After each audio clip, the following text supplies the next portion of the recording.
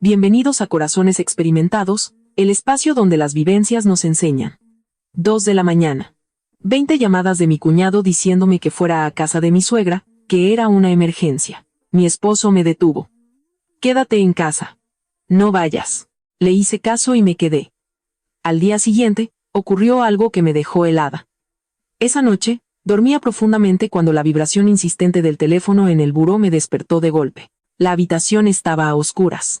Solo la pantalla parpadeaba sin cesar, proyectando en el techo una luz azul, fría y alarmante. Estiré la mano para tomar el celular, con los ojos todavía pegados por el sueño, pero en cuanto vi el nombre en la pantalla, me despabilé por completo.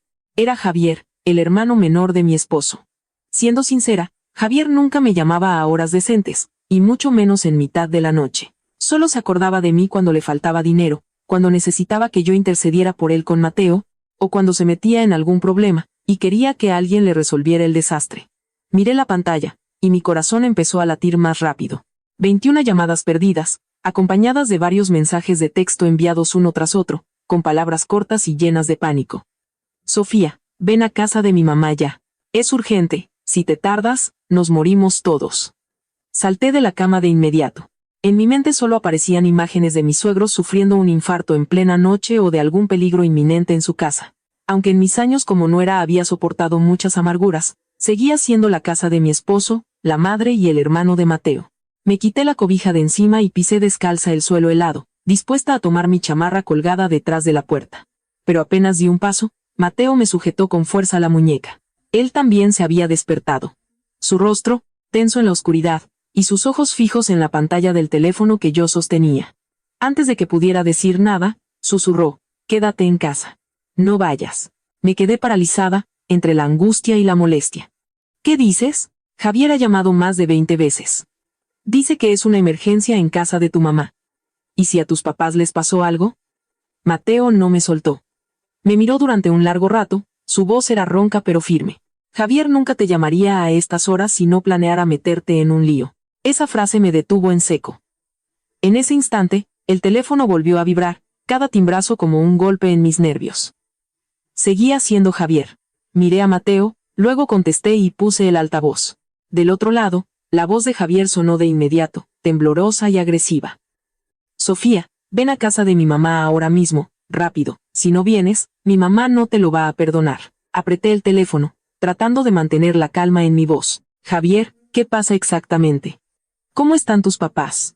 ¿Necesito llamar a una ambulancia? Se quedó en silencio por unos segundos. Ese silencio me heló la sangre. Luego, evadió la pregunta. Tú solo ven. Necesito que estés aquí, solo necesito que vengas. De repente, Mateo me arrebató el teléfono. Su voz se volvió profunda y aterradora. Javier, ¿en qué te metiste? Del otro lado solo se escuchó un silencio pesado, mezclado con una respiración agitada y un sonido muy débil, como de tráfico o el silbido del viento. Mateo repitió cada palabra, como si las estuviera rechinando entre los dientes. Te estoy preguntando en qué te metiste. No hubo respuesta. Javier colgó. Me quedé de pie en medio de la habitación, petrificada, con la piel de gallina. Si de verdad mis suegros estuvieran en peligro, ¿por qué Javier no lo decía claramente? Si necesitaban ayuda médica, ¿por qué no llamaba a una ambulancia? ¿Por qué insistía tanto en que fuera yo? ¿Y por qué recalcaba que necesitaba que yo estuviera allí? Menos de un minuto después. Mi teléfono se iluminó de nuevo. Esta vez era un mensaje de mi suegra, doña Elena. Una buena nuera debe preocuparse por la familia de su esposo. No me hagas ir hasta allá a buscarte. Cada palabra de ese breve mensaje me cayó como una losa. Ni una mención a que mi suegro estuviera enfermo, a que ella se hubiera desmayado o a que alguien en la casa estuviera mal. Solo era una orden para que fuera. Una orden basada en mi deber como nuera, con ese tono autoritario que yo había escuchado hasta el cansancio durante años. La nuera debe ser comprensiva, la nuera debe sacrificarse, la nuera debe cargar con los problemas de la familia de su esposo. Me volví para mirar a Mateo. Para entonces, él ya se había levantado, había cerrado la puerta principal con llave y había guardado las llaves del coche en un cajón alto. Su acción me dejó tan confundida como asustada. Le pregunté en voz baja. ¿Qué estás haciendo? Mateo se giró hacia mí, con los ojos enrojecidos pero la voz todavía firme. Esta noche no vas a ninguna parte. Si de verdad pasó algo, iré yo. No te toca a ti. me quedé sin palabras. Afuera, la noche seguía siendo una boca de lobo, y en la habitación, mi teléfono vibraba de vez en cuando. Cada vez que lo hacía, mi corazón daba un vuelco. Me senté al borde de la cama, con las manos heladas y la mente hecha un nudo. Una parte de mí todavía temía estar siendo demasiado desconfiada. Temía que de verdad hubiera pasado algo en casa de mis suegros si yo no estuviera allí. Pero la otra parte, la parte racional que empezaba a despertar, detectaba la extraña anormalidad en cada llamada, en cada mensaje, en cada palabra que Javier y mi suegra acababan de pronunciar. Esa noche, le hice caso a Mateo y me quedé. No sabía que esa decisión me había salvado de una trampa tendida en la oscuridad. Y mucho menos imaginaba que, solo unas horas después, en cuanto amaneciera, una noticia terrible llegaría para dejarme pálida, mientras Mateo se quedaría paralizado como si acabara de ver un abismo abrirse frente a su puerta. Para entender por qué una sola llamada a las 2 de la mañana puso a Mateo en tal estado de alerta, hay que retroceder a los años en que entré en su familia. Llevaba 4 años casada con Mateo. Mi familia no era adinerada. Mi padre murió joven y mi madre, sola, tenía un pequeño puesto en el mercado para poder darme estudios. El día de mi boda, mi madre solo me tomó de la mano y me dijo una cosa. Hija, cuando vayas a su casa, vive con decencia. Pero nunca dejes que usen tu pobreza para culparte de algo. En ese momento, pensé que mi madre se preocupaba de más. Yo amaba a Mateo de verdad, y él también me quería. Pero a veces en la vida, la dificultad no está en el amor de pareja, sino en cómo los demás te miran por tu origen. La familia de Mateo era mucho más acomodada que la mía. Mi suegro tenía una tlapalería grande. Mi suegra, doña Elena, se quedaba en casa administrando el dinero, y Javier, el hermano menor, era el consentido de la casa, tratado como si fuera de cristal. Desde el principio, doña Elena siempre me habló con un tono que era mitad lástima, mitad condescendencia. Delante de los parientes, sonreía mucho, pero cada una de sus frases era una espina para mí. Mi Sofía es muy buena muchacha. Aunque su familia no tiene recursos, sabe cuál es su lugar. Una vez, incluso dijo en plena comida familiar. La verdad, casarse con Mateo fue la suerte de su vida. Todos se rieron como si fuera una broma, y yo solo pude bajar la cabeza y remover la comida en mi plato, con un nudo en la garganta que no me dejaba tragar. Me aguantaba, en parte por amor a Mateo y en parte porque no quería que mi madre escuchara que su hija, recién casada, ya estaba causando problemas en su nueva familia. Pensé que, si me portaba bien y cumplía con mis deberes, poco a poco me verían de otra manera. Pero hay personas que no ven la bondad como una cualidad, sino como una debilidad de la que aprovecharse. Javier era el ejemplo más claro. Era 6 años menor que Mateo, con más de 20 años y sin un trabajo estable. Un día decía que iba a asociarse para abrir una cafetería, al otro que iba a importar tenis para vender por internet. Todo lo dejaba a las pocas semanas. Pero eso sí, tenía que conducir un buen coche, tener el último celular y vestir ropa con logos enormes en el pecho. Sus amigos eran igual, puros juniors que solo sabían de fiestas. Se juntaban por la noche y volvían de madrugada, siempre oliendo a alcohol y a cigarro. Y aún así, a los ojos de doña Elena, Javier seguía siendo su niño, el hijo menor que necesitaba ser protegido. Cada vez que le faltaba dinero, ella se lo daba a escondidas. Si Mateo le reclamaba, ella saltaba. Está joven, de los tropiezos se aprende. ¿Cómo puedes, siendo su hermano mayor, contarle cada peso? Pero si yo le compraba una caja de vitaminas a mi propia madre, ella soltaba la indirecta de inmediato. El dinero de esta casa no es para llevarlo a la tuya, hija. Allá están acostumbrados a las carencias. No tienes por qué cargar con todo. Hay frases que parecen ligeras pero que hieren profundamente. No me dolía el dinero. Me dolía que menospreciaran a mi madre. Mi mamá trabajó toda su vida y nunca le pidió un peso a nadie. Y, sin embargo, en boca de mi suegra, su pobreza sonaba como algo vergonzoso. Una vez se lo conté a Mateo. Se quedó en silencio un largo rato y luego dijo: sé que te sientes mal, pero mi mamá es así. Si le discutes, solo hará el problema más grande. Entendía que Mateo estaba en una posición difícil, pero su silencio a veces me hacía sentir increíblemente sola, y de Javier, ni hablar. Nunca me llamó cuñada con verdadero respeto. Cuando necesitaba un favor, era: ay, Sophie, por favor. Cuando algo no le gustaba, se burlaba llamándome la de rancho que vino a la ciudad. Una vez, durante la comida, vio la bolsa de tela con la que mi mamá me había mandado verduras frescas del mercado y dijo: en tu casa sí que saben ahorrar, ¿eh? Hasta las verduras te mandan contadas. Pero hay que admitir que desde que eres nuera de esta familia, tu vida cambió por completo, ¿o no? En cuanto soltó eso, Apreté los cubiertos con tanta fuerza que mis nudillos se pusieron blancos. Iba a contestarle, pero debajo de la mesa, Mateo me tomó la mano. Su mano era cálida, pero su gesto no me tranquilizó. Solo me recordó que, una vez más, tenía que callarme. Mateo no es un cobarde, ni tampoco es que no me quiera, pero conoce perfectamente la ceguera de su madre cuando se trata de Javier. Si alguien se atrevía a tocar a su niño, doña Elena se ponía a llorar, a echar en cara todo lo que había hecho por sus hijos y convertía a quien la criticaba en un malagradecido. Así, el conflicto entre la familia de mi esposo y yo nunca explotó en grandes peleas, sino que ardió lentamente, como brasas bajo las cenizas. Para los de fuera, yo era una nuera con suerte. Un esposo que me quería, una familia política acomodada. Pero solo los que estábamos dentro sabíamos la verdad. Siempre me colocaron en un lugar muy extraño. No lo suficientemente cercana para ser protegida, pero sí lo suficientemente cerca para ser llamada cada vez que necesitaban a alguien que cargara con los problemas. Cuando había reuniones familiares, yo era la que iba al mercado, cocinaba y lavaba los platos. Cuando Javier se endeudaba, doña Elena me pedía que convenciera a Mateo de no ser tan duro con él.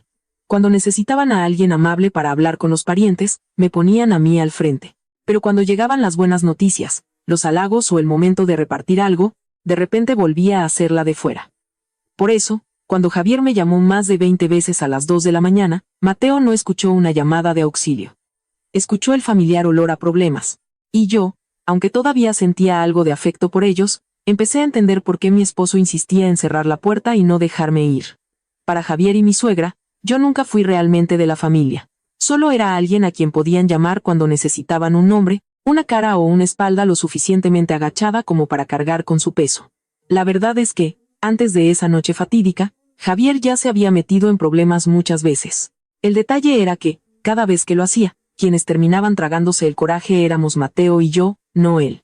Doña Elena siempre tenía una excusa lista para defender a su hijo menor. Todavía es un niño, no piensa bien las cosas. Pero, ¿hasta cuándo un hombre de más de 20 años que se la pasa de fiesta, pidiendo prestado, rompiendo las cosas de otros y luego haciéndose el desentendido puede seguir siendo considerado un niño? Recuerdo perfectamente una vez que Javier le pidió prestado el coche a Mateo para ir al cumpleaños de un amigo. Ese día, Mateo no quería prestárselo porque era el coche que usaba para trabajar y apenas lo acababan de reparar hacía una semana, pero Javier insistió sin parar, y doña Elena, a su lado, lo apoyaba. Son hermanos, ¿y te pones así por un coche? ¿Qué clase de hermano mayor eres, Mateo? Al final, Mateo le dio las llaves. Javier se fue por la tarde y no volvió hasta casi el amanecer. El coche estaba estacionado afuera, con un largo rayón en un costado. El espejo retrovisor colgaba roto y el frente estaba visiblemente abollado. Mateo miró el coche con el rostro desencajado. Le preguntó a Javier dónde se había golpeado. Javier solo se encogió de hombros, con voz todavía adormilada. Esquivé a un perro y le pegué a la pared. No es para tanto, no te pongas intenso. Su no es para tanto sonó tan ligero, mientras que la reparación nos costó casi la mitad del sueldo de Mateo. No pude contenerme y solo dije una frase. Javier, si pides prestado el coche de tu hermano, lo mínimo es que te disculpes. Pero antes de que Javier pudiera abrir la boca, doña Elena se giró bruscamente hacia mí. Como cuñada, no debería ser tan mezquina. No lo hizo a propósito, ¿por qué tendría que humillarse pidiendo perdón? Me quedé helada, sin entender por qué, si los perjudicados éramos nosotros, la que terminaba regañada también era yo. En otra ocasión, dejé varios miles de pesos en un cajón de la sala para pagar al día siguiente la colegiatura del hijo de una prima que estaba viviendo con nosotros. Por la noche, cuando abrí el cajón, el dinero había desaparecido. En la casa, en ese momento, solo había estado Javier de visita.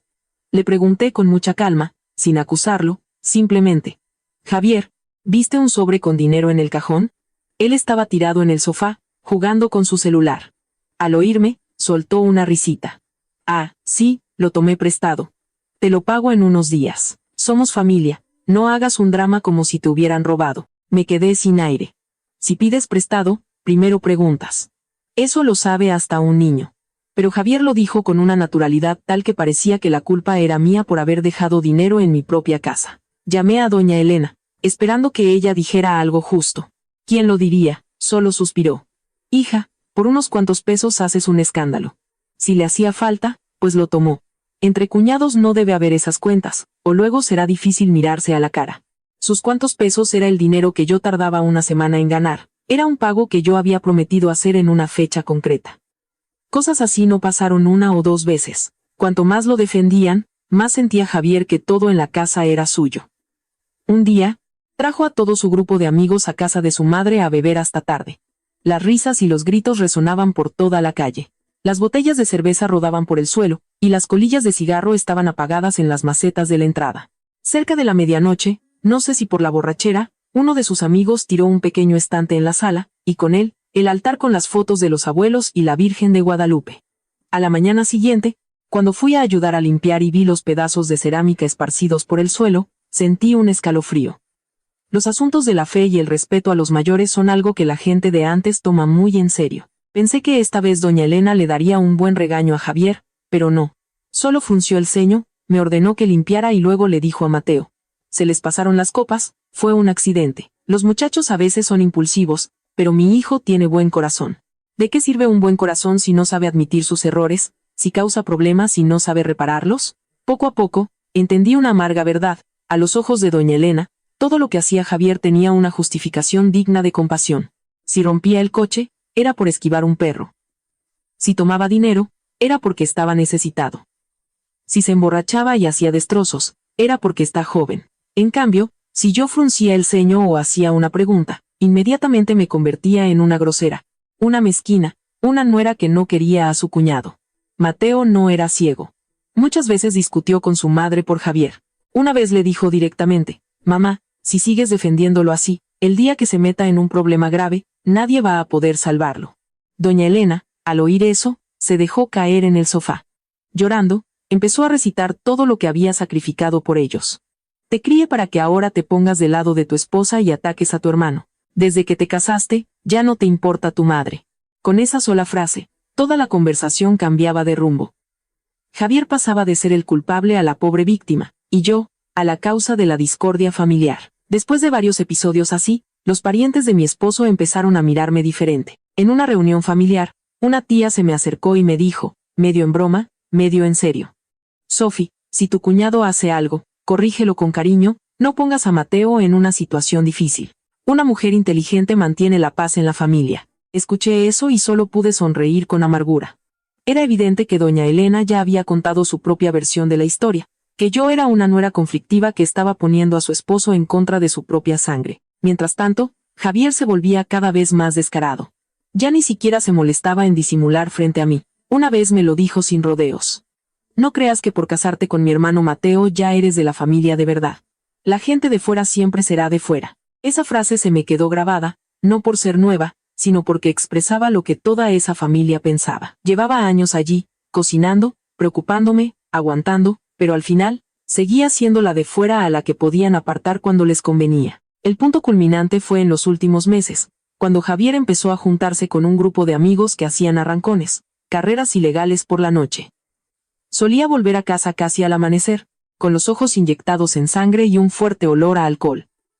Un día, se jactó delante de sus amigos: si me meto en un lío, mi mamá lo arregla todo. ¿De qué me voy a preocupar? Esa frase me heló. Una persona que está acostumbrada a que la protejan, cuando comete un delito, lo primero que piensa no es en enmendar su error, sino en encontrar a alguien que cargue con la culpa. A partir de ese día, Mateo me advirtió en voz baja y muy en serio: aléjate de Javier. Si te pide que firmes algo, no lo hagas. Si te pide tu nombre para algo, ni se te ocurra. Y si te dice de ir a algún lugar a solas, por ningún motivo vayas. En ese momento, hasta llegué a pensar que mi esposo estaba siendo demasiado duro con su propio hermano. Creía que Javier era un vago, pero no un malvado. Hasta la noche en que me llamó más de 20 veces, con la voz temblorosa, exigiéndome que fuera a casa de mi suegra. Solo entonces entendí que las advertencias de Mateo no eran exageradas. Hay personas que han sido tan consentidas, que, cuando cometen un crimen, no le temen a la ley. Solo le temen a no encontrar a alguien que muera por ellos. Volviendo a esa noche, después de que Mateo cerrara la puerta con llave para no dejarme salir, mi teléfono no paró. La pantalla se encendía y se apagaba, una y otra vez, como si al otro lado de la línea alguien estuviera perdiendo la paciencia hasta la locura. Como no podía llamarme, Javier empezó a enviarme mensajes. El primero era la ubicación de la casa de mi suegra. Inmediatamente después, envió otro: ven sola, no llames a Mateo, él es muy impulsivo. Si viene, va a arruinar las cosas. Leí el mensaje y sentí un escalofrío recorrer mi espalda. Si era un simple asunto familiar, ¿por qué no podía saberlo Mateo? Él era el hijo de doña Elena, el hermano mayor de Javier. Si había una emergencia, la primera persona a la que deberían haber llamado era a él, no a mí. Le mostré el teléfono a Mateo. Él solo le echó un vistazo y su rostro se ensombreció. ¿Ves? No necesita ayuda, te necesita a ti, específicamente. Mateo tomó su propio teléfono y llamó a Javier. El teléfono sonó durante mucho tiempo, nadie contestó. Volvió a llamar una segunda y una tercera vez. Solo se escuchaba el tono largo y frío. Pero cuando me pidió que lo llamara yo desde mi celular, Javier contestó casi al instante. Solo ese detalle fue suficiente para que mi corazón se acelerara. Miré a Mateo y él se llevó un dedo a los labios, haciéndome una seña para que siguiera hablando, para que no revelara que él estaba escuchando. Traté de mantener la voz firme. Javier, soy yo. ¿Qué pasa exactamente para que insistas tanto en que vaya? Del otro lado se escuchó una respiración agitada. Javier habló muy rápido, con la voz quebrada. No preguntes más, solo ven, mi mamá te está esperando. Cuando llegues te explicamos lo que sea, pero necesito que estés aquí. Cerré los ojos, intentando controlar el temblor de mi cuerpo. ¿Alguien está herido? ¿Cómo están mis suegros? Dime claramente para saber qué hacer. Javier se quedó en silencio. Un silencio tan largo que pude escuchar el tic-tac del reloj de la sala. Luego, gritó. ¿Para qué preguntas tanto? Solo ven. Si no vienes, no te quejes de las consecuencias. A mi lado, Mateo apretaba los puños. Sabía que se estaba conteniendo. Justo en ese momento, mi teléfono indicó otra llamada entrante. Era mi suegra. Apenas contesté, sin siquiera tener tiempo de saludar, la voz de doña Elena me golpeó, una mezcla de llanto y gritos. Sofía, ¿eres la nuera de esta familia y puedes quedarte tranquila en tu cama mientras aquí hay problemas? ¿Todavía tienes conciencia? Me quedé muda. Conocía demasiado bien ese tono. Cada vez que quería obligarme a hacer algo, usaba mi título de nuera para aplastarme. Le pregunté, mamá, dígame claramente, ¿papá está bien? ¿A usted le pasa algo? ¿Necesita que llame a una ambulancia? Ella se detuvo en seco. Luego, cambió el tema con una voz aún más apurada. ¿Ambulancia? ¿Qué ambulancia ni qué nada? Tú ven aquí primero. Cuando llegues, te explico. Mateo no pudo más. Me arrebató el teléfono. Su voz era tan fría que hasta a mí me dio un escalofrío. Mamá, dime qué está pasando. Si hay alguien herido, llamo a la policía y a una ambulancia ahora mismo. Del otro lado de la línea hubo un silencio sepulcral por unos segundos. Luego, el tono de doña Elena cambió. Ya no lloraba, sino que siseó. Si llamas a la policía, matas a tu hermano. Esa frase fue como un balde de agua helada. Me quedé petrificada. ¿Matas a tu hermano? ¿Por qué llamar a la policía sería matar a Javier? Si Javier no había hecho nada malo, si solo tenían un problema que necesitaba ayuda, ¿por qué le temían a la policía? Miré a Mateo y vi su rostro pálido, pero sus ojos estaban más alerta que nunca. Colgó el teléfono. Me llevó al dormitorio y cerró la puerta. A partir de ahora, graba todas las llamadas. No discutas, no llores, no presiones. Solo déjalos hablar. Mi voz temblaba. Mateo, ¿qué está pasando? Él me miró, con los labios apretados. No estoy seguro, pero te aseguro que no es nada bueno. Activé la función de grabación. Menos de un minuto después, Javier volvió a llamar. Esta vez, su voz estaba tan desesperada que había perdido casi todo el control. Sofía, escúchame, ven aquí y asume la culpa por una cosa, solo una. Di que tú ibas manejando en ese momento, del resto se encarga mi mamá. Mis manos se enfriaron tanto que el teléfono casi se me cae. No podía articular palabra. En mi cabeza solo resonaban esas palabras. Di que tú ibas manejando en ese momento. ¿En qué momento? ¿Manejando qué? ¿Qué había pasado para que Javier necesitara que yo me echara la culpa? Mateo me agarró la muñeca de inmediato, haciéndome una seña para que guardara silencio. Señaló la pantalla que indicaba que la llamada se estaba grabando, y negó con la cabeza muy suavemente. Entendí. Tenía que dejar que Javier siguiera hablando. Forcé mi voz para que no temblara. Javier, no entiendo lo que dices. ¿Asumir qué culpa? ¿Qué coche? ¿Qué pasó? Javier soltó un jadeo. Probablemente estaba en un estado de pánico tal que ya no era capaz de disimular. No te hagas la tonta. Ven aquí. Mi mamá dice que si tú te presentas, todo se puede arreglar. Eres mujer, van a ser más comprensivos. Tu familia es pobre. A lo mucho pagarán una indemnización. Pides perdón y ya está.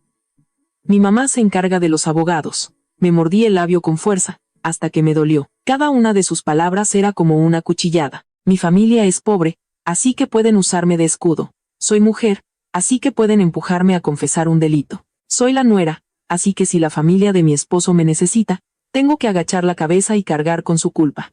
Javier seguía hablando, revelando cada vez más su egoísmo monstruoso. Si a mí me meten a la cárcel, mi vida se arruina. Todavía soy joven, tengo un futuro.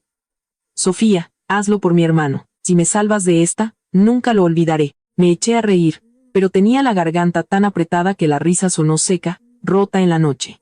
Pregunté muy lentamente, ¿y qué hay de la persona a la que atropellaste? Del otro lado, un silencio absoluto. Con solo ese silencio, lo entendí todo. De verdad había pasado algo. De verdad había alguien herido. Y desde el principio, Javier no me necesitaba para salvar a nadie. Me necesitaba para que yo apareciera allí, para que ocupara el lugar exacto que él y su madre habían planeado, para que cuando amaneciera, el nombre que llamaran no fuera el de Javier, sino el mío. Mateo me arrebató el teléfono y dijo, con cada palabra clara y contundente: Javier, escúchame bien. A partir de este momento, no vuelvas a llamar a mi esposa. Si tuviste un accidente, ve y entrégate. Pero si intentas culpar a Sofía, seré el primero en llevar esta grabación a la policía. Del otro lado se escuchó a Javier maldecir, presa del pánico. Luego, la llamada se cortó. La habitación quedó en silencio. Me dejé caer en la cama, con las piernas temblando. Mateo estaba de pie frente a mí, sus hombros temblaban ligeramente. Sabía que le dolía. Por muy despreciable que fuera Javier, seguía siendo su hermano. Pero esa noche, entre la sangre de su familia y la vida de su esposa, finalmente había elegido protegerme. Y yo, por primera vez en 4 años como nuera, entendí hasta la médula que para algunas personas yo no solo era una extraña, sino también un escudo, un saco de boxeo, alguien a quien podían lanzar en medio del camino para cubrir los errores de su hijo. Y lo más aterrador era que esto apenas comenzaba. Esa noche no pude dormir. Mateo tampoco. Nos quedamos sentados en la sala, con el teléfono que aún guardaba la grabación de la llamada de Javier sobre la mesa. Afuera, el cielo estaba completamente oscuro, de vez en cuando el ruido de una moto rompía el silencio de la calle vacía. Adentro, el ambiente era tan pesado que podía oír mi propia respiración. Cerca de las 5 de la mañana, cuando el cielo tras la ventana apenas comenzaba a teñirse de un gris pálido, sonó el teléfono de Mateo. Era el señor Ramos, un conocido de Mateo que vivía cerca de la casa de mi suegra. Apenas contestó. La voz del otro lado habló rápidamente, todavía temblorosa. Mateo, ¿eres tú? Te pregunto en serio, ¿tu hermano Javier usó la motoneta de tu mamá anoche? En la esquina para entrar a la colonia de Doña Elena hubo un accidente grave. El que lo causó, dejó la moto abandonada y se escapó. Me incorporé de un salto. Mateo apretó el teléfono, su voz se volvió ronca. ¿Qué motoneta, señor? El señor Ramos respondió de inmediato. Una roja. La placa me sonaba mucho. Creo que es la que siempre usa Javier. La víctima es una chica joven. Dicen que se llama Isabela, iba a trabajar temprano y la chocaron muy fuerte. Los vecinos llamaron a una ambulancia y se la llevaron. Un nombre desconocido, una chica joven desconocida. Pero esa sola frase hizo que sintiera un peso enorme en el pecho. Me imaginé a esa chica yendo a trabajar cuando aún no había amanecido, quizás sin haber desayunado, quizás con una chamarra delgada para protegerse del frío. Y de la nada, la tragedia la había golpeado. Y el responsable, en lugar de quedarse a ayudar, en lugar de llamar a una ambulancia, había abandonado el vehículo, huido y luego me había llamado a mí para que me echara la culpa. Mateo hizo un par de preguntas más y colgó. Se quedó de pie en medio de la sala durante un largo rato, con los ojos inyectados en sangre. Lo miré y le pregunté en voz baja. ¿De verdad fue Javier? No respondió de inmediato. Solo volvió a reproducir la grabación de la noche anterior. La voz de Javier resonó en la habitación silenciosa. Di que tú ibas manejando en ese momento, del resto se encarga mi mamá. Al escuchar esa frase de nuevo, ya de día y después de saber que había alguien gravemente herido, sentí un frío que me caló los huesos. Un momento después, el señor Ramos le envió a Mateo unas fotos de la escena. La motoneta roja estaba tirada de lado en la acera, con el frente destrozado y un manubrio raspado. En el pavimento, una larga marca de frenado, como un arañazo en la piel. A lo lejos, un grupo de vecinos cuchicheaba. Alguien señalaba hacia la tiendita de la esquina. El señor Ramos añadió un mensaje. La cámara de la tiendita grabó algo. El conductor era un hombre, llevaba una chamarra de color claro y una gorra. Mateo miró fijamente el mensaje y murmuró: chamarra de color claro. Supe en qué estaba pensando. Hacía unos días, Javier había presumido una chamarra nueva, blanca y gris. Incluso se había puesto a posar frente al espejo en casa de su madre, diciendo que con ella parecía un junior de la capital. Esa misma chamarra se había convertido de repente en una prueba incriminatoria. Pero lo que me heló la sangre fue el siguiente mensaje del señor Ramos. Dijo que un vecino contó que, después del accidente, el celular que se había caído cerca de la moto no paraba de sonar. Poco después, llegó una mujer muy rápido, al parecer un familiar del dueño de la moto. Esa mujer no ayudó a la víctima ni esperó a la policía. Se agachó, limpió apresuradamente el manubrio y arrastró la moto hacia la orilla de la acera antes de irse. Me giré bruscamente para mirar a Mateo. Ninguno de los dos dijo nada, pero en nuestras mentes apareció la misma persona, doña Elena. La mujer que había pasado toda su vida tratando a su hijo menor como un tesoro, la que era capaz de convertirlo blanco en negro con tal de que Javier no asumiera sus responsabilidades. Mateo sostenía el teléfono, los nudillos blancos por la tensión. Dijo en voz muy baja, pero cada palabra sonó pesada, como si cayera al suelo: ahora entiendo por qué querían que fueras. Yo también lo entendí. Si anoche yo hubiera corrido hacia allá en pánico, podrían haberme obligado a tocar la moto, a agarrar el manubrio, a montar una escena en la que yo era la conductora. Podrían haber dicho que estaba tan asustada que llamé a Javier para que me ayudara, o que le pedí prestada la moto a mi suegra para ir a algún lado y tuve el accidente. En una calle desierta de madrugada, con el caos posterior a un accidente, solo bastaba con que yo apareciera en el momento equivocado para que todas sus mentiras tuvieran una pizca de verdad. La idea me revolvió el estómago. Sabía que mi familia política me menospreciaba, sabía que doña Elena quería a Javier hasta la ceguera, pero nunca imaginé que un día planearían involucrarme en un accidente con una persona en estado crítico. No era parte de la familia cuando se trataba de amor y afecto, pero de repente me convertía en la nuera cuando necesitaban a alguien que cargara con la culpa. Poco después de las 6 de la mañana, de repente, se escucharon golpes violentos en la puerta de la calle. No eran toques, eran puñetazos, fuertes, apresurados y brutales. Mateo fue a abrir. Y yo lo seguí. En cuanto abrió, vi a doña Elena. Estaba despeinada, con el rostro pálido y demacrado, pero sus ojos seguían afilados y fríos. A su lado estaba Javier, con los labios blancos como el papel. Se había cambiado de chamarra, pero no podía ocultar su pánico. Doña Elena no preguntó si yo estaba asustada, no preguntó si ya sabía lo que había pasado. Entró directamente al patio y, señalándome con el dedo, dijo con la voz rota: «Tú di que fuiste tú». La miré, pensando que había oído mal. «¿Qué dice, mamá?». Ella apretó los dientes y bajó la voz, pero cada palabra era tan afilada como un cuchillo. «Di que tú ibas manejando. Eres mujer, no tienes antecedentes penales. A lo mucho, pagarás una indemnización y pedirás una reducción de la condena. Tu hermano es joven, tiene todo el futuro por delante. Si lo meten a la cárcel, su vida se acaba». Me quedé paralizada. En ese momento, ya no vi a mi suegra frente a mí. Solo vi a una madre dispuesta a empujar a una inocente al abismo con tal de sacar a su hijo. Hablaba del futuro de Javier como si fuera algo sagrado, mientras que mi honor, mi vida y mi libertad eran tan insignificantes que podían usarse como moneda de cambio. Javier, detrás de ella, no se atrevía a mirarme a los ojos. Murmuró: «Sophie, te lo ruego, ayúdame solo esta vez. Mi mamá dice que se encargará del dinero, de los abogados, no dejará que te pase nada malo». Me eché a reír, pero sentía los ojos ardiendo. ¿No dejar que me pasara nada malo? ¿Y la chica llamada Isabela que estaba en el hospital? ¿A ella le había pasado algo malo o no? Javier se cayó de golpe. Doña Elena inmediatamente saltó. «Ahora hay que preocuparse por nosotros. La otra no está muerta, todavía se puede arreglar. No te vengas a hacer la santa conmigo». Mateo se interpuso entre nosotras. Sacó su teléfono y reprodujo la grabación de la madrugada. La voz de Javier resonó claramente en el patio. «Di que tú ibas manejando en ese momento, del resto se encarga mi mamá». El rostro de doña Elena cambió de color al instante.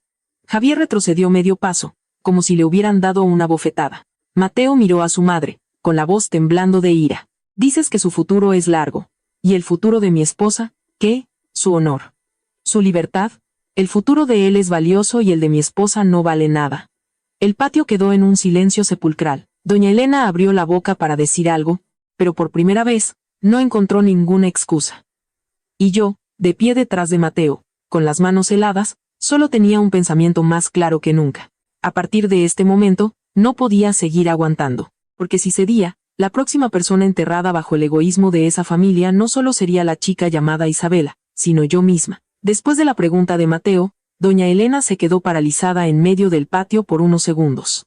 Su rostro pasó de un blanco pálido a un rojo intenso, sus labios se movían como si quisiera replicar, pero la grabación que acababa de sonar lo había bloqueado todo.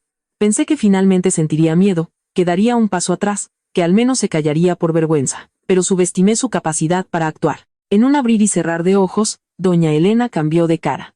Se giró bruscamente, agarró a Javier del brazo y lo obligó a arrodillarse en el suelo de cemento, todavía húmedo por el rocío de la mañana. El tirón fue tan inesperado que las rodillas de Javier golpearon con fuerza el suelo. Hizo una mueca de dolor pero no se atrevió a protestar. Doña Elena también se arrodilló a su lado, golpeándose el pecho con ambas manos. Su llanto estalló, tan agudo que las puertas de las casas vecinas comenzaron a abrirse. Sophie, hija, te lo ruego, salva a tu hermano solo esta vez. Fue una tontería, él no es malo, está joven, se asustó y por eso dijo esas cosas. Lloraba mientras se arrastraba hacia mí, con las manos extendidas como si quisiera agarrarme los pies. Retrocedí un paso por instinto, no porque le tuviera miedo, sino porque me repugnaba la forma en que podía pasar de dar órdenes a suplicar en un solo suspiro. Su llanto se hacía cada vez más fuerte. No sonaba como el llanto de una madre preocupada por la víctima, ni como el de alguien que sabe que su hijo ha cometido un error terrible. Sonaba como un llanto exagerado a propósito, para que todo el vecindario lo escuchara. Y, como era de esperar, poco después, ya había varias personas en la entrada de la calle mirando. La señora de los tamales, el señor del taller mecánico y varias vecinas de enfrente empezaron a cuchichear. ¿Qué pasa? Parece que el hijo de doña Elena tuvo un accidente. ¿Por qué están arrodillados frente a la casa de Sofía? ¿Acaso ella también está involucrada? Cada murmullo llegaba a mis oídos como tierra sucia. Entendí de inmediato el propósito de doña Elena. Si no podía obligarme a aceptar la culpa por las buenas, lo haría usando la presión social. Quería que los demás la vieran arrodillada suplicándome, quería que creyeran que yo guardaba algún secreto, que yo era la única que podía salvar a Javier, y, por lo tanto, también podría estar relacionada con el accidente. Mateo dio un paso al frente, con la voz quebrada por la ira. Mamá, ya basta de este teatro. ¿No te da vergüenza? Doña Elena levantó la cabeza de golpe. Las lágrimas aún corrían por su rostro, pero su mirada era fría como el hielo. Tú cállate. Estoy salvando a tu hermano, es tu sangre. Si tú no lo salvas, lo haré yo. Luego se giró y me señaló directamente, con la voz ahogada pero cada palabra muy clara. ¿Y ella? Ella no es de nuestra sangre, ¿por qué la defiendes tanto? El patio quedó en silencio. Con una sola frase, había destrozado la fachada de familia que yo había intentado mantener durante años. Me quedé allí, escuchando los latidos de mi corazón. Resultaba que, frente a los vecinos, frente a mi propio esposo, ella todavía era capaz de decir que, como yo no era de su sangre, podía ser sacrificada. No sabía si sentir dolor o reír. Luego continuó, esta vez sin rodeos. Tu familia es pobre. Si pasas unos años en la cárcel, todavía tienes una vida por delante. Tu madre está acostumbrada a las dificultades, vende en el mercado. Pero si Javier va a la cárcel, su vida se acaba. Él es el hijo menor de mi casa. Es el honor de esta familia. Vi a Javier bajar la cabeza. No se opuso a su madre, no dijo mamá, no hagas esto. Simplemente se quedó arrodillado, con los hombros encogidos, pero no por compasión hacia la persona que había atropellado, sino por miedo a que su propio futuro se arruinara. En ese momento, entendí de verdad que, en ese pequeño patio, la única persona en la que no pensaban era en la chica llamada Isabela, que estaba en el hospital. La puerta de mi casa se abrió de golpe. Mi madre salió corriendo, todavía con la escoba en la mano con la que estaba barriendo. Mi madre es una mujer menuda, curtida por años de trabajo duro, pero en ese momento, sus ojos ardían con furia. Se paró frente a mí, protegiéndome, con la voz temblando de rabia. Mi hija no es el chivo expiatorio de su familia, señora. Si quiere salvar a su hijo, dígale que se entregue. No compare la pobreza de mi hija con los crímenes del suyo. Doña Elena gritó de inmediato. ¿Y usted qué sabe para meterse? Este es un asunto de su familia política. No se meta donde no la llaman. Mi madre sonrió con amargura, una sonrisa dolorosa. Cuando necesitan que ella vaya a la cárcel por ustedes, la llaman nuera. Cuando se trata de algo bueno, dicen que es la de fuera. Su familia es muy lista, ¿verdad? Las palabras de mi madre hicieron que los vecinos que observaban se callaran. Por primera vez, vi a doña Elena quedarse sin respuesta. Pero Javier, sintiéndose acorralado, de repente se abalanzó hacia mí y me agarró del brazo, clavándome las uñas en la muñeca con fuerza. Sophie, te lo ruego, di que fuiste tú. Te prometo que te mantendré por el resto de tu vida. Cuidaré de tu mamá, de tu familia. Te daré todo el dinero que quieras. Lo miré directamente a los ojos. Su rostro estaba desfigurado, lleno de mocos y lágrimas. Pero en el fondo de sus ojos seguía viendo el mismo egoísmo de siempre. Me solté de un tirón, mi voz, por primera vez, sonó tan fría que hasta a mí me sorprendió. La vida de la persona que está en el hospital no es un perro o un gato para que ustedes le pongan precio. Y mi vida no es un trapo viejo para que te lo pongas y te lo quites cuando se te antoje. Javier se quedó atónito. Doña Elena estaba a punto de lanzarse a insultarme, pero justo en ese momento, se escuchó el motor de un vehículo al final de la calle.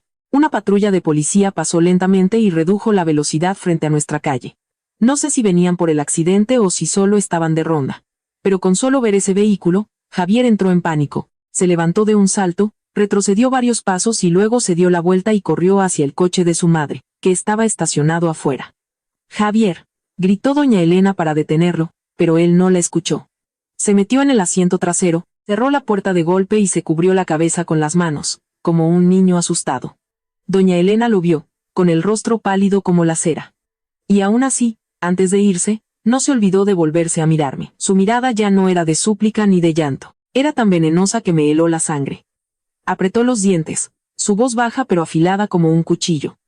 «Si no salvas a tu hermano, no esperes piedad de esta familia». Miré a mi suegra y luego a Mateo. Él estaba de pie en medio del patio, tenso, como si su propia madre acabara de abofetearlo. Y yo, por primera vez, no sentí miedo de esa amenaza, porque desde el momento en que ella quiso meterme en la cárcel en lugar de Javier, lo que yo llamaba afecto familiar había muerto por completo. Después de que el coche de doña Elena desapareciera al final de la calle, el patio de mi casa quedó con una sensación helada, como si un viento tóxico lo hubiera barrido. Los vecinos, al ver que ya no había más espectáculo, se dispersaron gradualmente. Pero las miradas que dejaron atrás me incomodaron. Sabía que, después del desayuno de ese día, en toda la colonia habría todo tipo de rumores. La gente no necesita la verdad completa. Unas cuantas lágrimas de doña Elena y la imagen de Javier arrodillado en el patio eran suficientes para construir una historia completamente diferente. Mateo cerró la puerta, con el rostro todavía pálido. No dijo nada. Fue directamente a la sala y conectó su teléfono al sistema de cámaras de la entrada. Desde que hubo algunos robos en la colonia, Mateo había instalado una pequeña cámara apuntando hacia la puerta y el patio. Normalmente no le prestaba atención, pero esa mañana miré la pantalla con el corazón latiendo a 1000 por hora. Mateo retrocedió la grabación hasta la noche anterior. La pantalla mostraba la calle desierta, la luz amarillenta de un poste iluminando el cemento.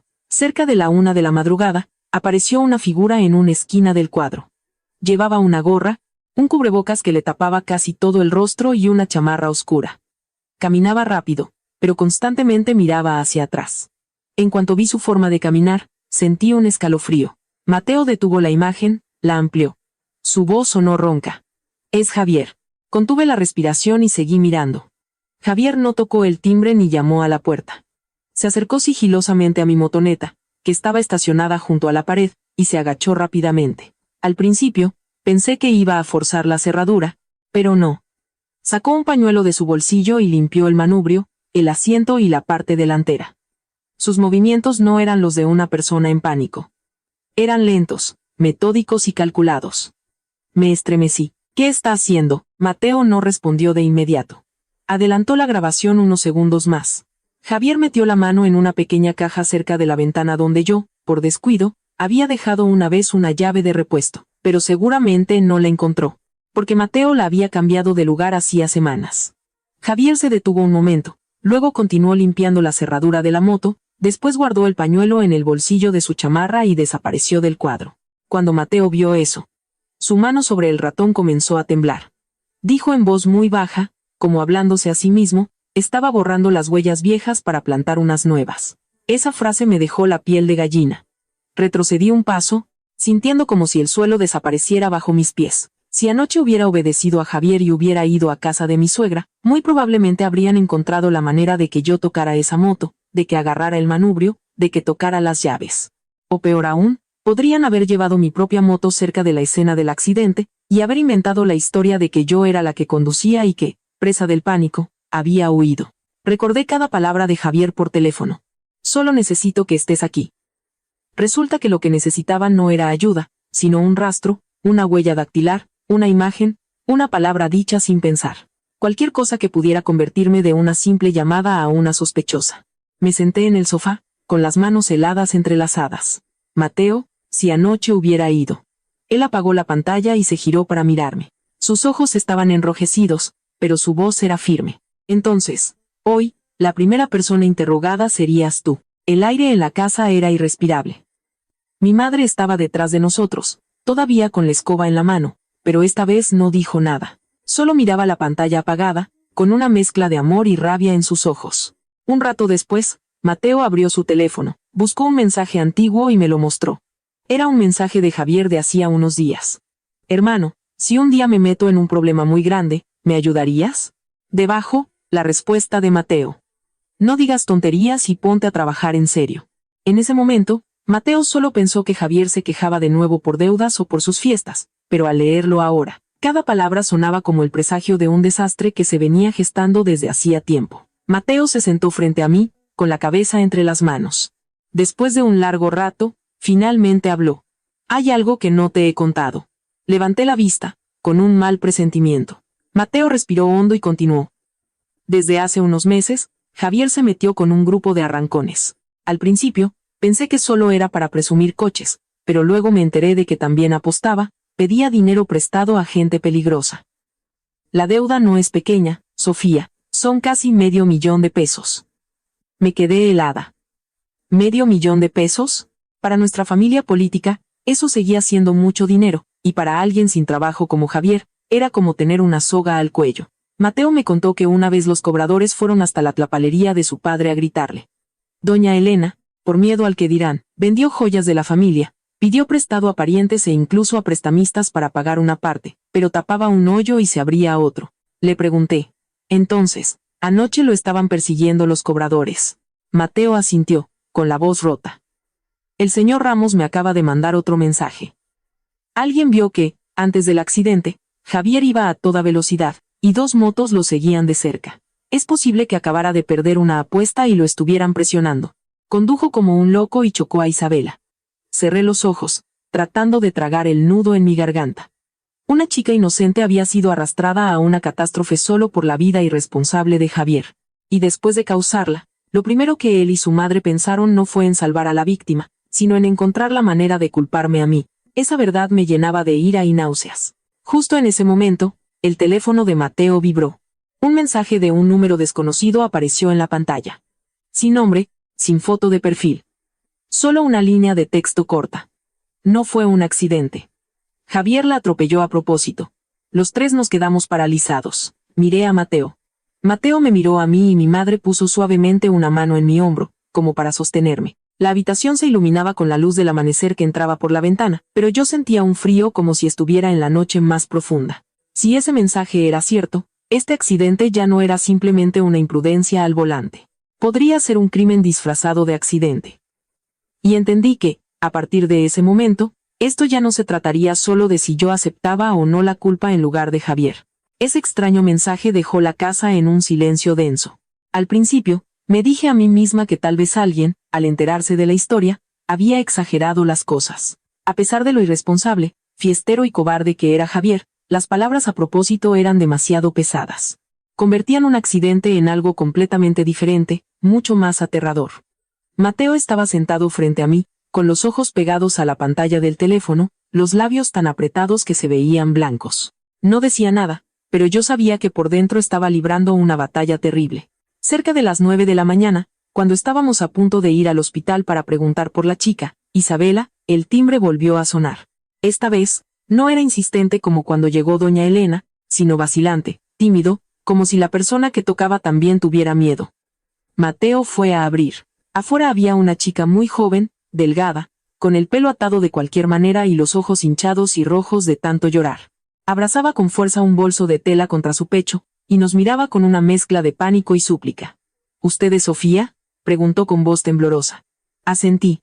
La chica miró a su alrededor, como si temiera que alguien la siguiera, y luego entró al patio. Apenas se sentó. Se presentó. Se llamaba Valentina y era la compañera de cuarto de Isabela, la chica a la que Javier había atropellado esa mañana. Al oír el nombre de Isabela, sentí una opresión en el pecho. Me apresuré a preguntar, ¿cómo está Isabela? ¿Sigue en peligro? Valentina bajó la cabeza, retorciendo las asas de su bolso. Sigue en terapia intensiva. El doctor todavía no nos deja verla. Vine aquí porque, antes de que se la llevaran al hospital, Isabela mencionó su nombre. Me quedé helada. Mi nombre. Valentina asintió, y las lágrimas brotaron de inmediato.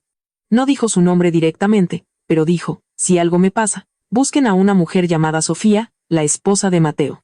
Porque es la única que quizás no defienda a Javier. Esa frase me recorrió la espalda como un escalofrío. Mateo, de pie detrás de mí, palideció visiblemente. Preguntó en voz muy baja, ¿Isabela me conoce? Valentina lo miró un momento y luego respondió, sí, porque Javier siempre hablaba de ustedes donde trabajábamos. Decía que su hermano era un buen agente y que su cuñada venía de una familia pobre y era fácil de manipular. Isabela lo escuchó tantas veces que se le quedó grabado. Sentí un nudo en la garganta. Resultaba que, incluso en sus lugares de fiesta, Javier usaba la pobreza de mi familia como un chiste, como una condición para sus cálculos. Pero lo que más me asustó fue la mirada de Valentina. No había venido solo para contarme sobre el accidente, guardaba algo mucho más grande. Valentina respiró hondo y continuó. Isabela no fue una víctima al azar que pasaba por allí. Antes, trabajaba como mesera en un antro al que Javier y sus amigos iban a menudo. Como es joven y necesitaba dinero para el tratamiento de su mamá en su pueblo, trabajaba en el turno de noche y al terminar, hacía entregas temprano en la mañana. Hace un mes, mientras limpiaba la zona VIP después de una de sus fiestas, Isabela grabó por accidente a Javier y a otros usando drogas. Después, golpearon a un chico hasta hacerlo sangrar, solo porque tropezó con su mesa. Isabela grabó para protegerse, dijo Valentina con la voz entrecortada. Tenía miedo de que la culparan por los daños en el lugar, así que quería tener una prueba. Pero Javier se dio cuenta. Desde ese día, Javier no dejó de buscar a Isabela. Al principio, intentó convencerla con dinero. Le ofreció decenas de miles de pesos si borraba el video. Como no aceptó, subió la oferta, incluso le ofreció un collar de oro de su madre. Pero Isabela seguía negándose. No porque quisiera chantajearlo, sino porque temía que si borraba el video, no tendría nada para defenderse si algo pasaba. Entonces, Javier cambió de tono. Pasó de las súplicas a las amenazas. Valentina me mostró en su teléfono varias capturas de pantalla de los mensajes que Isabela le había guardado. Las palabras que aparecieron en la pantalla me helaron las manos. No creas que porque eres una mesera de antro me vas a asustar. Si no lo borras, atente a las consecuencias. Sé dónde vives. Había un último mensaje, corto pero aterrador. Esta noche nos vemos y arreglamos esto de una vez por todas. Valentina dijo que la noche del accidente, Isabela iba a encontrarse con un conocido para entregarle una memoria USB con el video. Ya no quería tenerlo, ni quería que Javier la siguiera acosando. Pero de alguna manera, Javier se enteró. La interceptó en la calle desierta cerca de la casa de mi suegra. Al principio discutieron. Una cámara lejana, aunque no captó el sonido, grabó cómo Isabela golpeaba la ventanilla del coche, como si le exigiera a Javier que le devolviera algo. Luego, Javier se bajó del coche, la agarró del pelo y le arrebató el bolso. Al escuchar eso, no pude evitar llevarme una mano a la boca. Mateo estaba inmóvil, con la mirada perdida, como si acabara de ver a un ser querido transformarse en un monstruo. Valentina continuó, con la voz cada vez más ahogada. Isabela me llamó antes de encontrarse con Javier. Me dijo que si no volvía esa noche, debía entregar la copia de seguridad del video a la policía. También me dijo que Javier no era el único que temía ese video. Su madre también sabía del asunto. Miré a Valentina, con el corazón latiendo con fuerza. Su madre lo sabía. Valentina asintió. Sacó su teléfono y reprodujo un video corto. La imagen temblaba violentamente, probablemente grabado a toda prisa mientras Isabela se escondía en algún lugar. Su rostro apareció bajo la pálida luz de un poste, el pelo revuelto, los labios temblando. Lloraba y hablaba en voz muy baja. Pero cada palabra era clara. Valentina, si algo me pasa, el que me atropelló fue Javier. Me cerró el paso. Su mamá también lo sabe. Me dijo que no hiciera un escándalo, o mi familia en el pueblo también tendría problemas. Sentí como si la sangre se me congelara. La habitación se tambaleó a mi alrededor, así que mi familia política no solo estaba encubriendo un accidente, estaban ocultando un secreto aún más sucio. Javier usaba dinero y amenazas para silenciar a una chica pobre. Su madre lo sabía y aún así lo encubría. Y cuando ya no pudieron ocultarlo, decidieron meterme a mí en medio como escudo. Mateo retrocedió un paso y se dejó caer en el sofá. Se cubrió la cara, con la voz rota.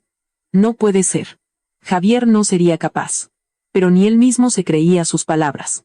La prueba estaba frente a nosotros, las lágrimas de Valentina seguían cayendo, y yo solo sentía frío.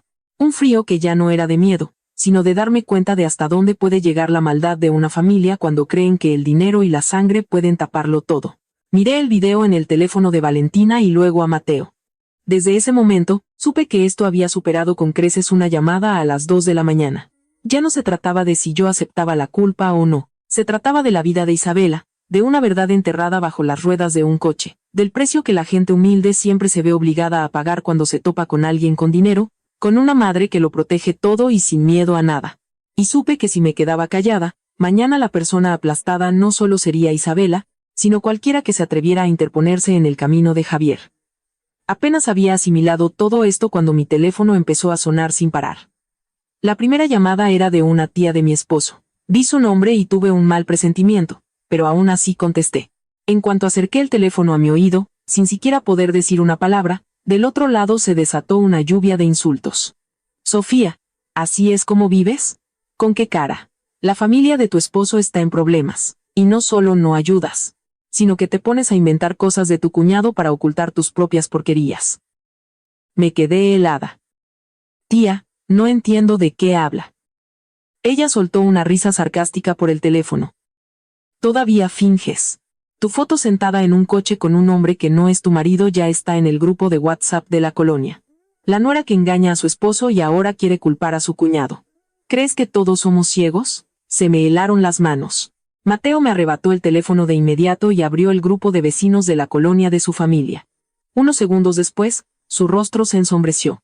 Una cuenta desconocida acababa de publicar algo hacía un momento. Era una foto mía, sentada en el asiento del copiloto de un coche negro. A mi lado, un hombre de mediana edad se inclinaba para hablarme. El texto debajo era tan afilado como un cuchillo. La nuera de doña Elena. Por fuera muy santa, pero por detrás le pone los cuernos al marido. Y ahora quiere culpar a su cuñado para vengarse de la familia. Miré la foto con el corazón encogido. El hombre de la foto no era un desconocido. Era el señor Torres, mi antiguo jefe. Hacía más de medio año, durante un aguacero, se me descompuso el coche en plena calle. El señor Torres pasó por allí y me ofreció llevarme hasta el taller. Eso fue todo, pero la foto estaba recortada en el momento exacto en que él se inclinaba para darme un pañuelo, lo que visto así parecía una escena íntima y sospechosa. Mateo amplió la foto, con los ojos enrojecidos. Esta foto está cortada.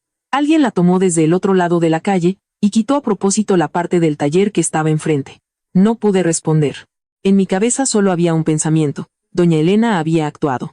Como no pudo obligarme a confesar, como no pudo ablandarme con lágrimas, ahora recurría a manchar mi honor. Quería convertirme en una mujerzuela para que cualquier prueba que yo presentara fuera puesta en duda. Una vez que la gente creyera que yo era infiel, sería fácil que también creyeran que estaba incriminando a Javier para vengarme de su familia. En cuestión de horas, mi teléfono casi explotó. Los parientes de mi esposo llamaban sin cesar.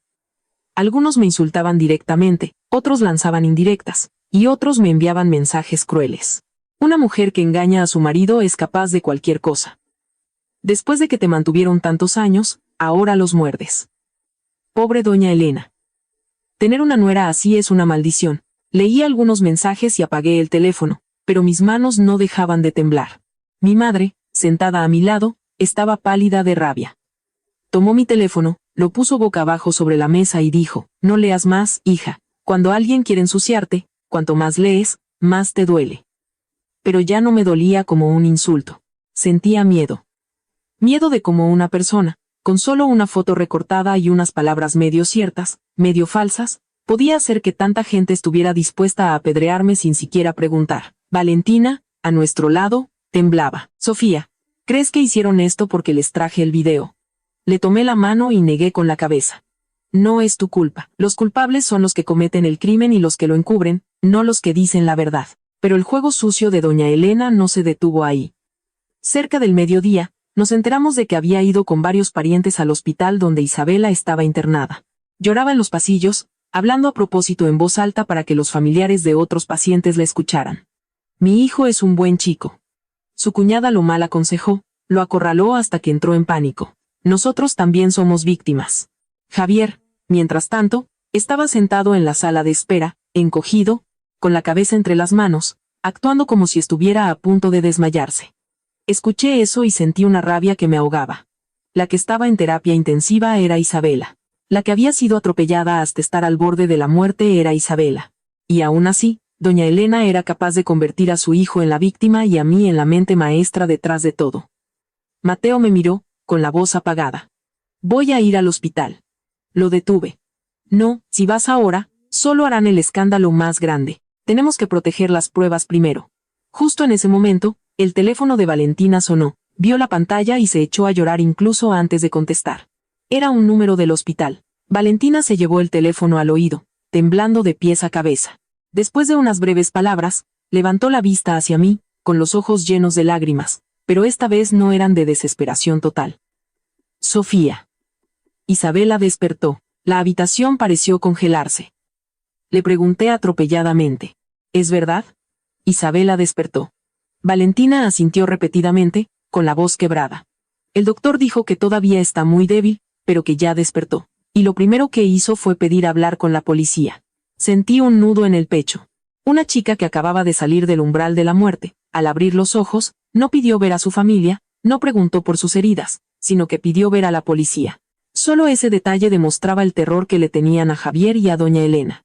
Mateo, a mi lado, estaba paralizado. Su rostro reflejaba una mezcla de alivio y dolor.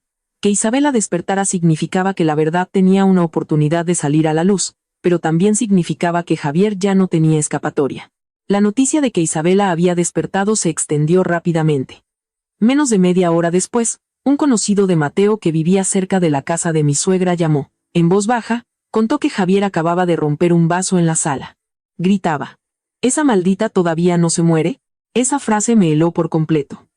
Esa no era la reacción de alguien que había cometido un accidente por error.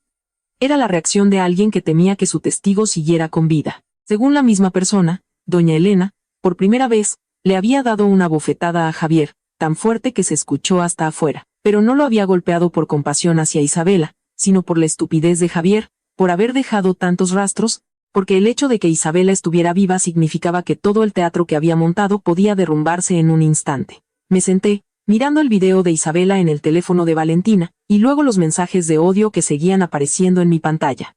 En ese momento, un pensamiento aterrador se hizo muy claro. Doña Elena no estaba salvando a Javier solo por amor de madre. Lo estaba salvando porque si Javier confesaba todo, ella tampoco se libraría. Las amenazas a Isabela, el plan para usarme como chivo expiatorio, la manipulación de la escena del crimen. En todo estaba su mano. Y desde el momento en que Isabela abrió los ojos, la persona más asustada ya no era Javier, era mi suegra. Después de que Isabela despertó, todo cambió muy rápido. Los rumores que doña Elena había esparcido seguían ahí. Los mensajes de odio hacia mí no se detuvieron por completo, pero ya no tenían la fuerza suficiente para ocultar una verdad que emergía a la superficie. La policía comenzó a citar a más personas relacionadas con el caso. Valentina fue llamada a declarar. El dueño de la tiendita cerca de la escena del accidente fue interrogado de nuevo. Incluso los vecinos que escucharon el ruido de la moto a toda velocidad esa madrugada fueron llamados a dar su testimonio. Javier, mientras tanto, desapareció de la vista de todos.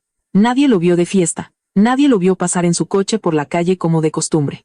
Según un conocido, se escondió en casa de doña Elena, sin atreverse a salir ni al patio. La puerta de la casa de mi suegra permanecía cerrada a cal y canto, las cortinas corridas de día y de noche. La luz de la sala siempre estaba encendida, incluso cuando afuera brillaba el sol. Vista desde fuera, esa casa parecía más un búnker que un hogar. Mateo intentó ir varias veces, pero lo detuve. Sabía que estaba preocupado, que dentro de él todavía había un lazo de sangre que lo jalaba hacia su madre y su hermano.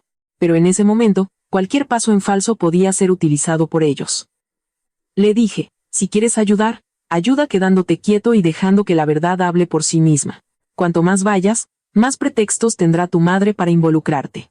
Esa noche, cuando ya habíamos apagado la mayoría de las luces para descansar, el teléfono de Mateo sonó de repente. Un número desconocido. Mateo miró la pantalla, dudó unos segundos y luego puso el altavoz. Del otro lado, se escuchó la voz de un hombre mayor, ronca, hablando en voz muy baja, como si temiera que alguien lo escuchara. «¿Hablo con Mateo, el hijo de doña Elena?» Mateo frunció el ceño. «Sí, ¿quién habla?» El hombre guardó silencio un momento, y luego respondió. «Soy don Carlos, trabajaba como vigilante en la privada donde vive su madre. Dejé el trabajo hace más de un mes, pero hay algo que no me deja en paz. Si no lo digo, no podré dormir tranquilo». Mateo y yo nos miramos. Mi corazón empezó a latir más rápido. Mateo preguntó. «¿De qué se trata, señor?» Don Carlos suspiró pesadamente. Contó que, la noche anterior al accidente, cerca de las 11, todavía estaba en su antigua caseta de vigilancia entregando el turno. En ese momento, vio a Javier llegar en su coche, en un estado de pánico, con la chamarra llena de polvo y las manos temblando. Estacionó el coche de mala manera, casi tirando una maceta, y corrió hacia la casa de su madre. Don Carlos pensó en llamarle la atención, pero al acercarse, escuchó a doña Elena gritar dentro de la casa. La puerta de la sala estaba entreabierta y su voz se oía claramente. «Te dije que no te metieras más con esa muchacha. ¿Para qué le cierras el paso?» Al escuchar eso, se me puso la piel de gallina. Mateo apretó el teléfono. Don Carlos continuó, con la voz cada vez más baja.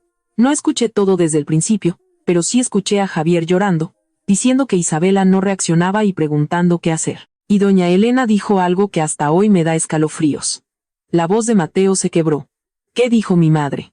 Del otro lado, hubo un silencio de unos segundos. Luego, don Carlos repitió cada palabra. «Si la policía pregunta, metemos a Sofía. Es la nuera, a lo mucho se divorcian y ya. Pero si tú vas a la cárcel, yo pierdo a mi hijo». La habitación pareció congelarse. Me quedé inmóvil, con las manos heladas. Aunque ya sospechaba de la crueldad de doña Elena, aunque la había escuchado exigirme que me echara la culpa, saber que el plan había sido calculado de antemano, justo cuando Javier todavía estaba en pánico porque Isabela no reaccionaba, me hizo sentir como si el corazón se me encogiera. No fue un arrebato momentáneo. No fue que, por amor a su hijo, dijera una locura. Había sopesado fríamente las opciones. Su hijo era su hijo, y yo solo era la nuera. Yo podía perder mi honor, mi matrimonio, incluso mi libertad, siempre y cuando Javier se salvara. La frialdad de esa frase no radicaba en la ira, sino en su calma despiadada. Don Carlos añadió, en ese momento me asusté y grabé un pedazo de la conversación con mi celular. Pensé que estaban planeando algo peor. Luego me enteré del accidente y de que estaban culpando a una tal Sofía, y supe que el asunto no era simple. Mateo se quedó paralizado. No pudo hacer más preguntas. Lo miré y vi cómo sus hombros se hundían, como si le hubieran quitado toda la fuerza. El hombre que me había detenido esa noche, el que se había enfrentado a su propia madre para defenderme, ahora tenía que escuchar de un extraño la confirmación de que su madre había planeado fríamente destruir a su esposa. Don Carlos dijo que le enviaría la grabación a Mateo, pero le advirtió que tuviera cuidado. «Ya estoy viejo, no quiero problemas. Pero también tengo una hija. Si a mi hija la quisieran usar así para tapar un crimen, creo que me moriría de la pena». Dicho esto, colgó. Unos segundos después, llegó un archivo de audio. Mateo lo abrió. El sonido era un poco defectuoso, con ruido de fondo, pero la voz de doña Elena era aterradoramente clara. «No vayas a decir tonterías. Si te ves acorralado, di que Sofía te llamó para que la vieras. Es mujer, y es la nuera de esta casa. La voy a presionar para que confiese, no se atreverá a negarse». Luego, la voz ahogada de Javier. «¿Y si no quiere?». La respuesta de doña Elena fue corta y seca. «Tendrá que querer. Su familia es pobre, su madre vende en el mercado. ¿Crees que se atreverá a hacer un escándalo?». Se me erizó la piel, ya no por sorpresa, sino por puro asco. Recordé las más de 20 llamadas a las 2 de la mañana, el mensaje exigiéndome que fuera, la voz de doña Elena regañándome por no preocuparme por la familia. Resulta que nada de eso era para salvar a nadie. Era el último paso para arrastrarme a la trampa que ella ya había tendido. Justo cuando la habitación estaba sumida en ese silencio asfixiante, se escucharon golpes violentos en la puerta. No era el timbre, no era una llamada normal. Eran puñetazos, insistentes, los de alguien en pánico. Mateo se levantó de un salto. Lo seguí al patio, con el corazón latiéndome en el pecho. Apenas abrió la puerta, Javier cayó adentro. Estaba pálido, despeinado, con los ojos inyectados en sangre por no dormir. Se arrodilló frente a mí, juntando las manos, con la voz quebrada. «Sofía, Sálvame. Tengo mucho miedo. Mi mamá me dijo que si me atrapan, te eche la culpa, pero ya no me atrevo. No quiero morir en la cárcel. Antes de que pudiera reaccionar, dos hombres vestidos de civil aparecieron detrás de Javier.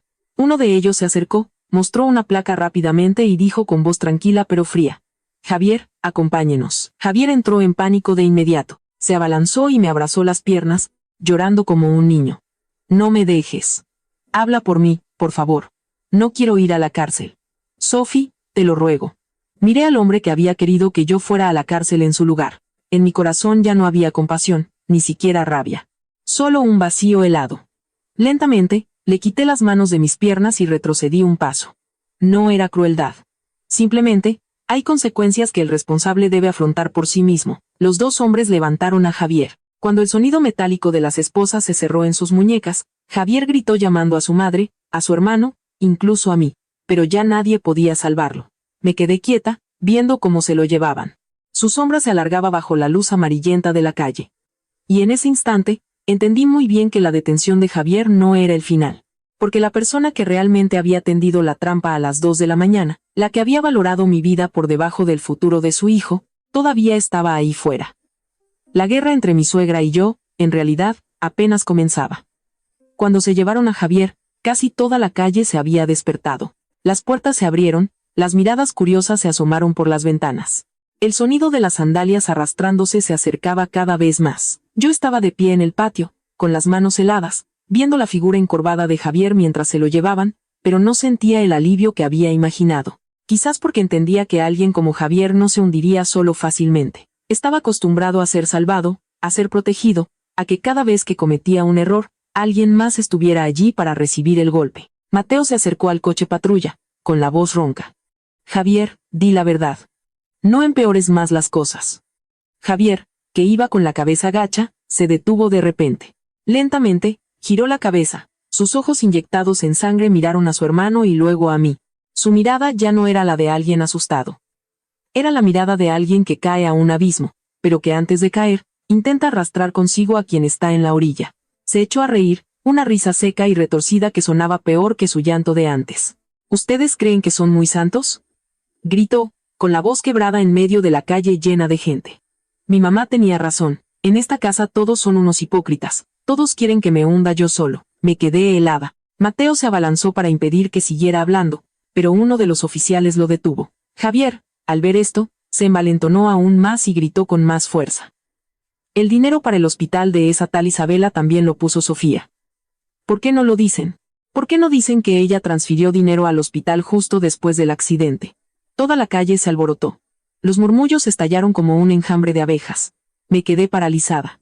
Era cierto. Esa mañana, después de que Valentina me dijera que Isabela estaba en estado crítico, había transferido 50,000 pesos a la cuenta del hospital. No conocía a Isabela, pero no podía quedarme de brazos cruzados sabiendo que una chica joven estaba en esa situación por culpa de la familia de mi esposo. Mi pensamiento fue simple: primero salvar una vida, luego aclarar las cosas.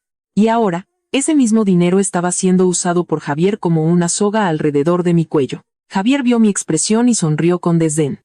Ven, si no tuviera nada que ver, ¿por qué iba a dar dinero? Lo hizo porque tiene miedo y quería pagar por adelantado. Un vecino que estaba cerca de la puerta de mi casa soltó de inmediato. Es verdad. ¿Quién le daría tanto dinero a un desconocido? Esa frase fue como una aguja para la multitud. Con que una persona dudara, el resto tendría una razón para mirarme con otros ojos. Abrí la boca para explicarme, pero un grito desgarrador resonó desde el final de la calle. Doña Elena corrió hacia nosotros, despeinada, con la chamarra mal puesta. No sé desde cuándo estaba escuchando, pero su aparición fue tan oportuna que me dio un escalofrío. Corría mientras se agarraba el pecho y cayó de rodillas justo en la entrada, llorando como si le arrancaran el alma. Dios mío. Resulta que toda esta familia fue engañada por la nuera. ¡Qué desgracia la mía! Mateo gritó. Mamá, ¿qué otra historia quieres inventar ahora? Doña Elena no miró a Mateo. Me señaló a mí, con la voz rota pero lo suficientemente alta para que toda la calle la oyera. Yo lo sospechaba desde el principio. Le dije a Javier que algo no estaba bien. Se llaman en plena madrugada y ahora resulta que le transfiere dinero a la chica accidentada. ¿Qué nuera decente se involucra así en los problemas de su cuñado? Me quedé tan atónita que no podía respirar. Era la calumnia más sucia que me había lanzado. Después de presionarme para que confesara y de acusarme de infiel, ahora quería desviar la historia hacia una supuesta relación inapropiada entre Javier y yo. Con que esa idea se esparciera, mi honor quedaría cubierto de lodo. Mateo casi enloqueció. Se plantó frente a su madre, apretando cada palabra. «Cállate ya. ¿Todavía tienes algo de humanidad?» Doña Elena levantó la cara, las lágrimas corrían por sus mejillas, pero sus ojos brillaban con malicia. «Estoy salvando a esta familia. Y tú, estás cegado por esa mujer». Javier, de pie junto al coche, al escuchar a su madre, no dijo nada en contra. Me miró, y una leve sonrisa se dibujó en sus labios. Esa sonrisa me hizo entenderlo todo, a ellos no les importaba que su historia fuera lógica. Solo necesitaban sembrar la duda, hacer que los demás pensaran que yo no era trigo limpio. Así, cualquier cosa que yo dijera después perdería la mitad de su valor. En medio del caos, una mujer policía, bastante joven, de rostro serio y mirada penetrante, se acercó a mí. Preguntó: «Señora Sofía, ¿confirma usted que transfirió dinero a la cuenta del hospital para la víctima, Isabela?» Asentí, con la garganta seca. «Sí, lo transferí porque me dijeron que estaba en estado crítico. Solo quería ayudar a que la atendieran». La oficial me miró unos segundos más y luego preguntó con voz monótona: «¿Pagó usted los gastos médicos voluntariamente por compasión o para reducir la responsabilidad de alguien más?» Esa pregunta fue como una bofetada. Sabía que ella solo hacía su trabajo, que cualquier movimiento de dinero en un caso así debía ser aclarado. Pero en ese momento, rodeada por las miradas de los vecinos, el llanto falso de doña Elena y la sonrisa torcida de Javier, me sentí como si me estuvieran arrastrando a un pozo profundo. Hice algo por conciencia, pero en manos de gente malvada, se había convertido en una prueba en mi contra. Mateo dio un paso al frente para hablar por mí, pero lo detuve. Miré directamente a la mujer policía, tratando de que mi voz no temblara. «Tengo el comprobante de la transferencia, los mensajes con Valentina, la hora exacta. Lo transferí después de saber que la víctima estaba grave, no porque yo esté involucrada en el accidente. Si es necesario, proporcionaré toda la información». La oficial asintió sin decir más, pero yo seguía sintiendo frío. Entendí que, a partir de ese momento, ya no era solo la persona a la que casi incriminan. Me había convertido en una pieza del rompecabezas que tenía que explicarse, que tenía que demostrar su inocencia, que tenía que defenderse de cada pregunta. Finalmente, se llevaron a Javier. Antes de que la puerta del coche se cerrara, se giró para mirarme una última vez. Ya no había súplica ni llanto. Solo una sonrisa torcida, una sonrisa cobarde y venenosa. Esa sonrisa me heló la sangre, porque supe que no pensaba hundirse solo. Y detrás de él, doña Elena seguía sentada en el suelo, llorando en medio de la multitud como una madre desconsolada, mientras que cada palabra que acababa de decir ya había sembrado en la mente de los demás las semillas de la duda más sucia. Después de que se llevaran a Javier, Mateo intentó mantener la calma para tranquilizarme. Me preparó un vaso de agua tibia, lo dejó sobre la mesa y dijo en voz baja: «No pienses más en eso. Tenemos la grabación, el testimonio de Valentina. Isabela ya despertó. Todo se va a aclarar». Miré el vapor que salía del vaso, pero mi corazón no estaba en paz. No sé por qué, pero a medida que todo avanzaba, sentía que una nueva capa de niebla cubría las cosas. Una niebla delgada, pero fría e inquietante. Recordé esa noche a las 2 de la mañana. Mateo me detuvo muy rápido, cerró la puerta muy rápido, escondió las llaves del coche muy rápido. Me dijo que grabara la llamada de Javier, que no lo presionara, que lo dejara hablar. En ese momento, pensé que mi esposo era simplemente sensato porque conocía muy bien a su madre y a su hermano. Pero después de todo lo que había pasado, de cada testimonio, de cada prueba que salía a la luz, comencé a tener miedo de esa misma sensatez, que me parecía excesiva. Me regañé a mí misma por dudar. El hombre que acababa de protegerme, que se había enfrentado a su propia madre, que había usado la grabación para defenderme. ¿Cómo podía dudar de él? Pero el corazón de una mujer que ha estado a punto de caer en una trampa es muy sensible. Había pequeños detalles que me arañaban el alma, y cuanto más intentaba ignorarlos, más dolían. Esa noche, cerca de las 12, cuando todos estábamos agotados, mi teléfono se iluminó de repente. Era Valentina. Pensé que me llamaba para darme más noticias sobre Isabela y contesté de inmediato.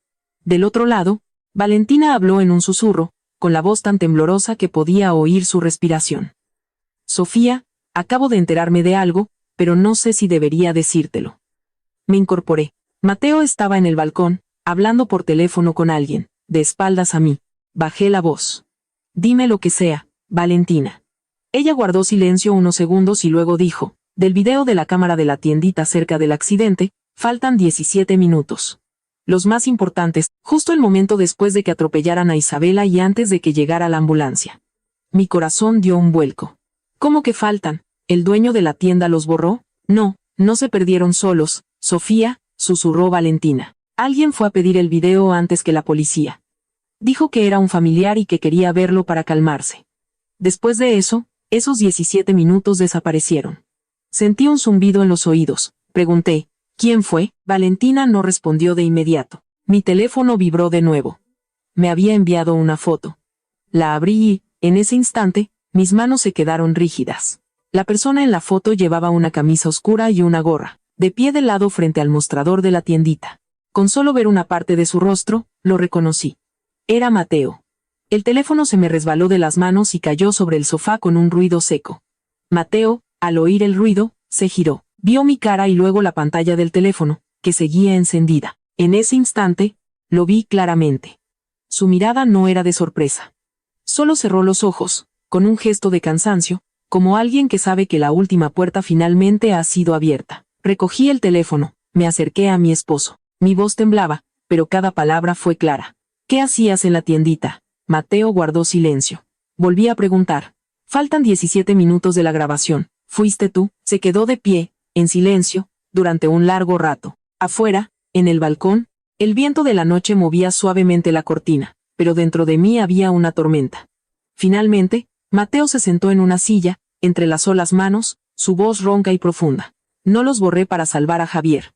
Solté una risa amarga, mis ojos ardían. Entonces, ¿para salvar a quién? Levantó la cabeza y me miró, con los ojos inyectados en sangre. Para salvarte a ti. Me quedé helada. La frase era tan absurda que no sabía si reír o llorar. ¿Salvarme a mí? Borraste la cámara de la escena de un crimen, y dices que es para salvarme a mí. Mateo tragó saliva. Ese video no solo mostraba a Javier atropellando a Isabela. También grababa lo que pasó después. Mi madre llegó a la escena antes que nadie. En esa parte del video, Isabela todavía se movía. Mi madre no llamó a una ambulancia de inmediato. Se agachó, sacudió a Javier, miró a su alrededor, y luego arrastró a Isabela hacia la orilla, como para hacer parecer que se había caído sola o que la habían chocado desde otro ángulo. Después se giró hacia Javier, señaló un callejón y le gritó, «Corre, no te quedes aquí a que te atrapen». Al escuchar eso, se me puso la piel de gallina. Una madre, para salvar a su hijo, era capaz de ver a una chica herida en el suelo y no hacer nada por ayudarla. Pregunté, con la voz casi rota. Entonces, ¿por qué no lo guardaste? Era una prueba. Mateo golpeó la mesa con fuerza, las lágrimas brotaron de sus ojos. Porque también era una prueba para culpar a mi madre, ¿entiendes, Sofía? A mi madre la habrían acusado de encubrimiento, de abandono de persona. Solo tengo una madre. Retrocedí, mirándolo como si fuera un extraño. ¿Y qué hay de Isabela? ¿Y qué hay de mí? Al borrar esa parte, también la estabas encubriendo. Mateo se cubrió la cara, sus hombros temblaban. Por primera vez en 4 años de matrimonio, lo vi llorar como un niño. Pero esas lágrimas no me ablandaron, porque detrás de ellas había 17 minutos borrados, una verdad que casi fue enterrada, la vida de una chica que había sido valorada por debajo de los lazos de sangre de su familia. Pensé que ese era el golpe más doloroso, pero Mateo levantó la cabeza, su voz tan baja que tuve que contener la respiración para escucharlo. «Hay algo más». Lo miré, sintiendo que el corazón se me detenía. Dijo, «La primera persona que le dijo a Javier que te llamara esa noche. No fue mi madre. Fui yo». La habitación quedó en un silencio sepulcral.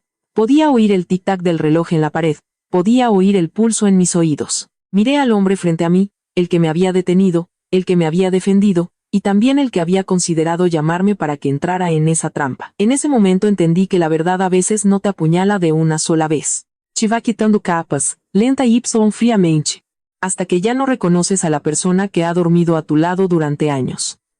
No podía creer lo que oía.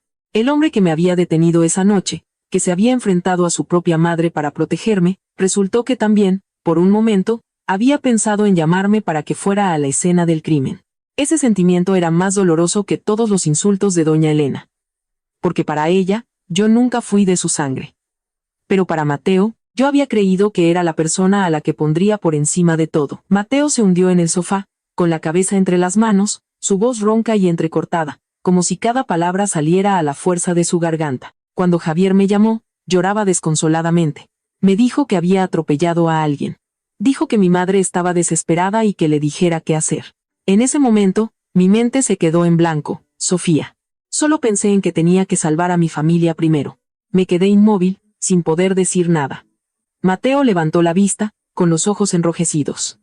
Pensé que si tú estabas allí, todo sería más fácil de manejar. Eres más tranquila que yo, sabes hablar, sabes cómo actuar. Pensé que si ibas, podrías ayudar a llamar a una ambulancia, a decirle a la policía que las cosas no estaban claras. Hizo una pausa y tragó saliva. Pero sé que solo me estaba engañando a mí mismo. La verdad es que, en ese momento, también quería usarte como escudo. Al escuchar eso, sentí un dolor sordo en el pecho. Sus confesiones no eran ruidosas ni dramáticas, pero golpeaban el lugar más profundo de mi corazón. Pregunté en voz muy baja. ¿Y si yo hubiera ido, qué? ¿Estás seguro de que me habrías protegido? Mateo bajó la cabeza. Su silencio fue la respuesta. Me eché a reír, una risa tan ligera que me resultó extraña. No estás seguro, ¿verdad? Su voz tembló. Recapacité a mitad de camino. Corrí a casa de mi madre, pero en cuanto llegué a la puerta, la escuché hablando con Javier. Mi madre dijo claramente: si la policía pregunta, metemos a Sofía. No es de nuestra sangre.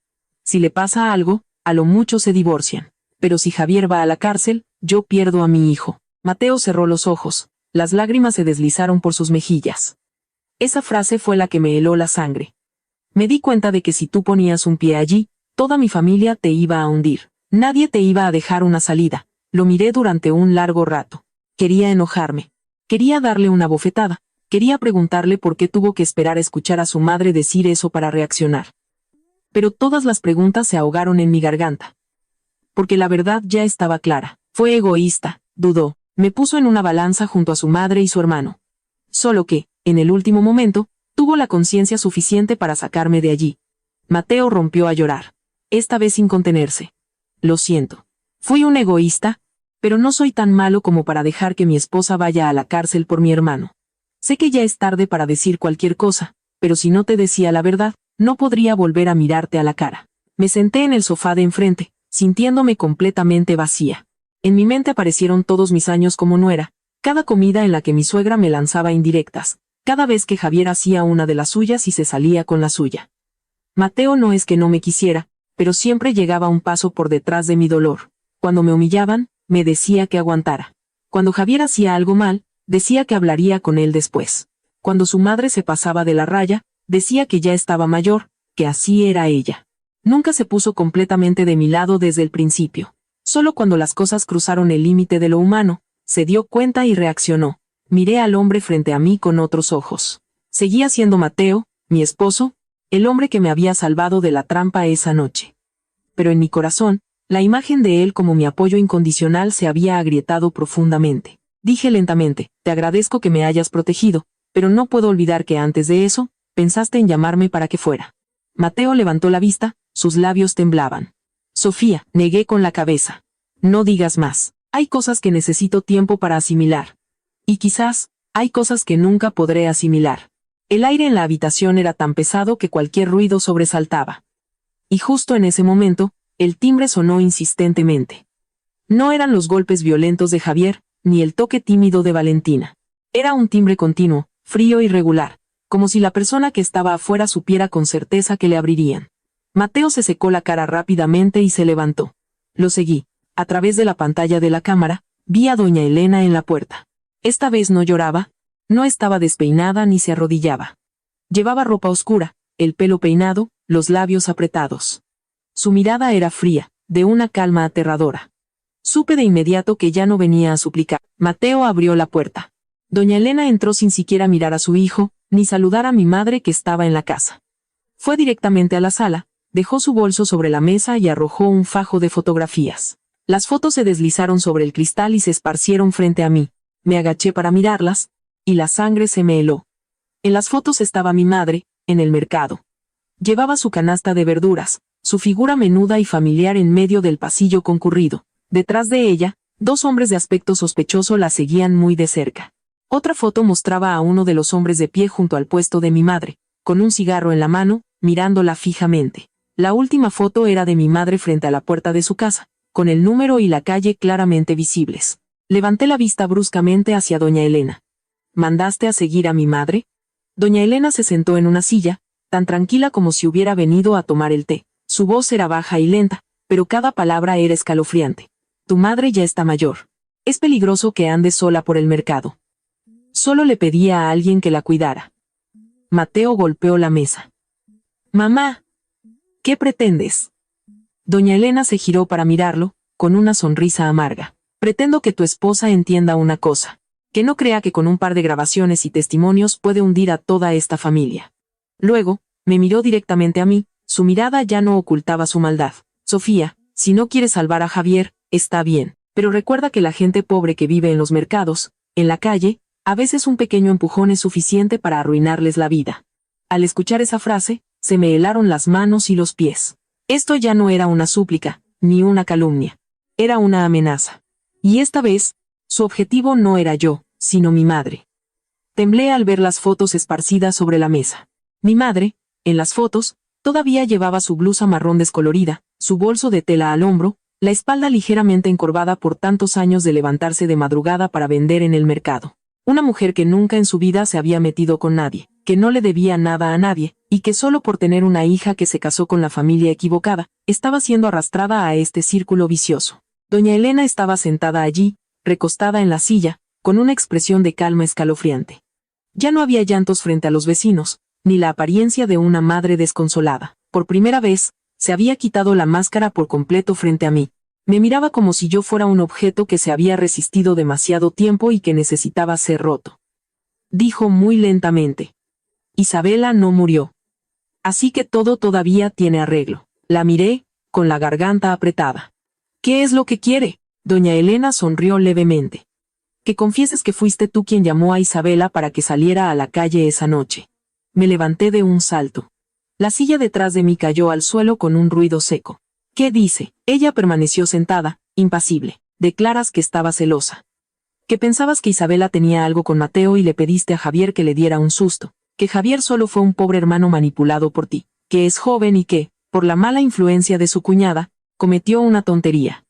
Levantó la vista hacia mí, su voz monótona, como si estuviera haciendo cuentas.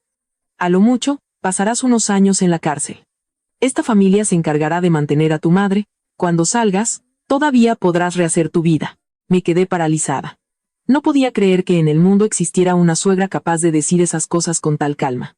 No solo quería que yo aceptara la culpa por Javier, quería crearme un móvil sucio, convertirme en una mujer celosa y malvada que había dañado a una chica inocente, y que había usado a su cuñado como herramienta. Mateo gritó, con la voz completamente rota. Mamá, estás loca. Doña Elena se giró bruscamente hacia su hijo, con la mirada afilada como un cuchillo. ¿Y por quién me volví loca? Por esta familia, por tu hermano, y tú. No te di a luz para que defendieras a una mujer que no es de nuestra sangre pisoteando a tu propio hermano. Mateo se quedó inmóvil. La frase fue tan cruel que ni él pudo responder. Doña Elena, envalentonada, me señaló. Su voz se volvió aún más fría. Tu familia es pobre. Tu madre es una vieja que vende verduras en el mercado. Si vas a la cárcel unos años, todavía puedes sobrevivir. Pero si Javier va a la cárcel, mi familia lo pierde todo. ¿Con qué cara saldría tu padre a la calle? ¿A quién podría mirar tu hermano? ¿Para qué seguiría viviendo yo? Al escucharla, todo mi cuerpo tembló. Pero esta vez, no era de miedo. Era de rabia.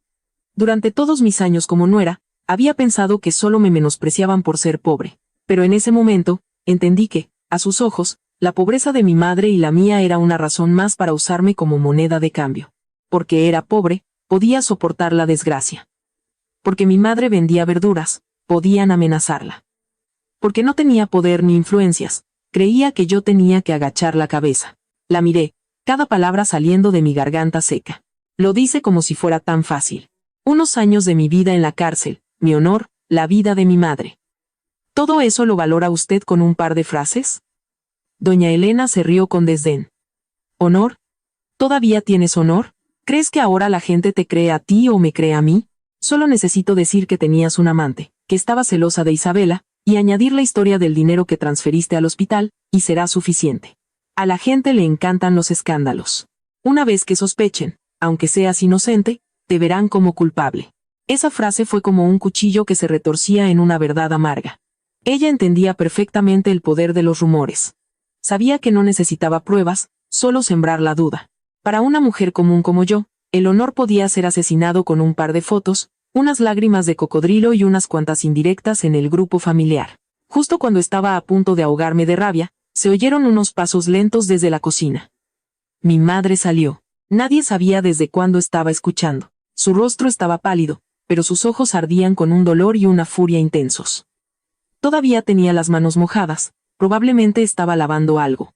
Caminó paso a paso hasta quedar frente a doña Elena. Doña Elena, al verla, sonrió con desdén. Llega usted en buen momento. Aconseje a su hija que sea sensata. La gente pobre debe saber cómo vivir su vida de pobre. Nadie tuvo tiempo de reaccionar.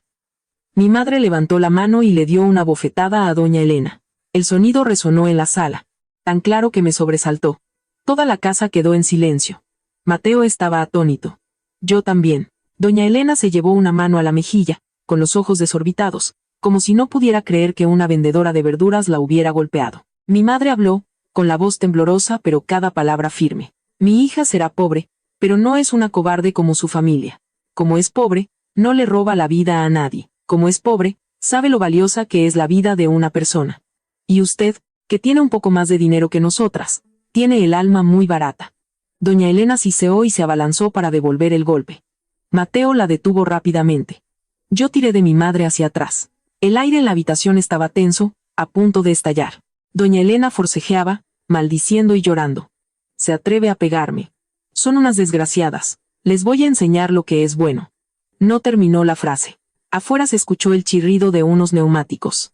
El sonido de un coche frenando en seco hizo que todos nos detuviéramos. A través de la ventana de la sala, vi un coche negro estacionado justo enfrente. La puerta se abrió y un hombre de mediana edad se bajó. Era alto, con el rostro curtido por el cansancio, pero su mirada era tan fría que asustaba. Detrás de él, dos hombres de traje, con maletines en la mano. El hombre de mediana edad se paró frente a la puerta y miró directamente hacia adentro. Doña Elena, al verlo, cambió de expresión al instante. Su furia se desvaneció, retrocedió medio paso, sus labios se movían pero no emitían sonido. Mateo miró hacia afuera, frunciendo el ceño, y preguntó en voz baja, ¿quién es él? Antes de que pudiera responder, Valentina entró corriendo desde la calle, con los ojos enrojecidos. Miró al hombre y dijo, con la voz ahogada, es el papá de Isabela. La habitación volvió a sumirse en el silencio, pero esta vez, el silencio ya no le pertenecía a doña Elena y a su hijo. Era como el momento que precede a un trueno. Y al ver el rostro pálido de mi suegra, supe muy bien que el hombre que acababa de llegar no era alguien a quien pudiera engañar con lágrimas o rumores. El hombre entró en la casa con un rostro tan frío como el hielo. No gritó, no golpeó la mesa, no armó un escándalo como yo había imaginado. Pero fue precisamente esa calma lo que hizo que el ambiente en la habitación se volviera sofocante. Detrás de él venían los dos hombres de traje negro con maletines y un oficial de policía uniformado. Solo con ver esa escena, entendí que todo había trascendido las peleas familiares. Doña Elena, al verlo, palideció. Retrocedió medio paso, su mano temblorosa se aferró al respaldo de una silla. Su actitud desafiante de antes había desaparecido por completo, reemplazada por la mirada de pánico de alguien que sabe que el secreto que ha estado guardando está a punto de ser expuesto a la luz. Fue entonces cuando me enteré de que aquel hombre era el señor Garza, el padre de Isabela. Era dueño de una gran cadena de talleres mecánicos y de una empresa de transportes en la región. Pero lo que más me sorprendió fue que Isabela nunca le había contado a nadie sobre su familia. Esa chica seguía trabajando como mesera, viviendo en un cuarto de alquiler estrecho con Valentina, y haciendo entregas en moto desde el amanecer para ganarse la vida. Probablemente, ni siquiera Javier había imaginado que la chica a la que menospreciaba era la hija de un hombre así. El señor Garza no miró a doña Elena de inmediato. Se acercó lentamente a la mesa, dejó una pequeña memoria USB plateada y solo entonces levantó la cabeza. Su voz era grave y clara. ¿Cree que borrando un video se soluciona todo? Toda la casa quedó en un silencio sepulcral. Mateo estaba paralizado. Miré a mi esposo y vi que sus labios se habían vuelto blancos. Quizás él también entendió de inmediato lo que contenía esa memoria USB. Uno de los abogados conectó la memoria a una laptop que traía consigo. La pantalla se iluminó en medio de la sala. Unos segundos después, El video comenzó a reproducirse. Eran imágenes de la cámara de un camión que estaba estacionado detrás de la escena del crimen esa noche. El ángulo no era muy cercano, pero era lo suficientemente claro para ver todo. Escuché a doña Elena jadear en el momento en que el video mostró a Javier bajándose del coche y agarrando a Isabela del pelo en medio de la calle desierta. Isabela se resistía débilmente, tambaleándose hacia atrás, abrazando su bolso contra el pecho. Javier le arrebató el bolso con violencia y, en medio del forcejeo, el coche se subió inesperadamente a la acera. El sonido del impacto fue seco y aterrador. Isabela cayó al suelo, inmóvil. Inconscientemente. Apreté mis manos con tanta fuerza que me dolieron. Pero eso no fue lo más espantoso. Unos minutos después, otro coche se detuvo. Doña Elena se bajó. El video grabó claramente cómo corrió primero hacia Javier, le tomó la cara entre las manos y miró a su alrededor. Solo después se agachó para ver a Isabela, que yacía en el suelo. Su voz resonó a través de la cámara, tan fría que se me erizó la piel. ¿Todavía respira? La voz temblorosa de Javier respondió. No sé. Y ella dijo una sola frase, corta, pero que heló la sangre de todos en la habitación. Entonces, corre, nadie dijo nada más. El video seguía reproduciéndose, pero yo ya casi no escuchaba nada. Solo veía a doña Elena en la pantalla agachándose para arrastrar a Isabela hacia la orilla de la calle, como si quisiera hacerla pasar por una víctima de un accidente común. Luego, apuró a Javier para que se subiera al coche. Madre e hijo se fueron, dejando a esa chica tirada en la calle, casi al amanecer. La laptop se cerró de golpe. La casa quedó en un silencio mortal. Doña Elena se desplomó en el sofá, como si le hubieran quitado toda la fuerza. Abría la boca una y otra vez, pero no lograba articular palabra. Su rostro estaba pálido como la cera, sus ojos vidriosos, como si ya no reconociera dónde estaba. Mateo estaba de pie a unos pasos de su madre, completamente rígido. Vi las lágrimas correr por su rostro, pero no se las secó. Quizás ese fue el momento más doloroso de su vida, ver con sus propios ojos a su madre abandonar a una chica en la calle solo para salvar a su hijo. Fue entonces cuando el señor Garza se giró para mirarme. Su mirada estaba cargada de cansancio, la mirada de un padre que acababa de pasar por el infierno de casi perder a su hija. Dijo lentamente, sé que usted no está involucrada. También sé que casi la obligan a culparse. Hizo una pausa y miró alrededor de la casa. Pero mi hija casi muere por culpa de esta familia. Bajé la cabeza, con un nudo en la garganta. No sabía qué decir, pedir perdón no era suficiente, porque aunque yo no había causado el daño, todo había empezado en la familia de mi esposo. El oficial de policía dio un paso al frente. Miró a doña Elena y dijo con voz firme, señora, por favor, acompáñenos para la investigación. Doña Elena pareció despertar de su estupor. Rompió a llorar y se abalanzó para agarrar el brazo de Mateo. Hijo, sálvame. Lo hice por tu hermano. No quería que fuera a la cárcel. Lloraba hasta quedarse sin voz, su mano temblorosa se aferraba a la manga de su hijo como una náufraga. Mateo se quedó quieto durante un largo rato. Luego, lentamente, apartó la mano de su madre. Fue un gesto suave, pero yo sabía que para él fue más doloroso que cualquier grito. Mateo miró a su madre, con los ojos enrojecidos, su voz rota. Desde el momento en que quisiste meter a mi esposa en la cárcel en lugar de Javier, dejaste de ser mi madre. Doña Elena se quedó helada. Nunca había visto a una persona envejecer tanto en un instante. Sus hombros se hundieron, su mirada se perdió en el vacío. Pero ya era demasiado tarde. Hay palabras que, una vez dichas, no se pueden retirar. Hay acciones que, una vez hechas, no se pueden enmendar por el resto de la vida. Afuera, los vecinos se habían reunido, llenando la calle. Nadie cuchicheaba ya, solo observaban en silencio cómo se llevaban a doña Elena. La mujer que siempre se había enorgullecido de su familia, que había menospreciado a mi madre y a mí por ser pobres, que había creído que con dinero y lazos de sangre podía taparlo todo, finalmente estaba siendo detenida en medio de la calle que tan bien conocía. Más tarde me enteré de que, en la cárcel, Javier se derrumbó por completo al saber que su madre había sido arrestada. Se golpeaba la cabeza contra la pared, lloraba como un niño y pedía verla constantemente. Pero esta vez, ya no había nadie para protegerlo. Y yo, de pie en el patio, veía como la patrulla desaparecía al final de la calle. No sentía alegría ni victoria. Solo sentía un frío inmenso. Un frío que venía de entender, por fin, que hay familias que por fuera parecen unidas y cálidas, pero que en cuanto llega la desgracia, son capaces de pisotear a sus propios seres queridos para salvarse. Y el mayor dolor no es ser dañado por extraños. El mayor dolor es darte cuenta de que, a los ojos de aquellos a quienes alguna vez llamaste familia, Tu vida, en realidad, nunca tuvo el mismo valor que la suya.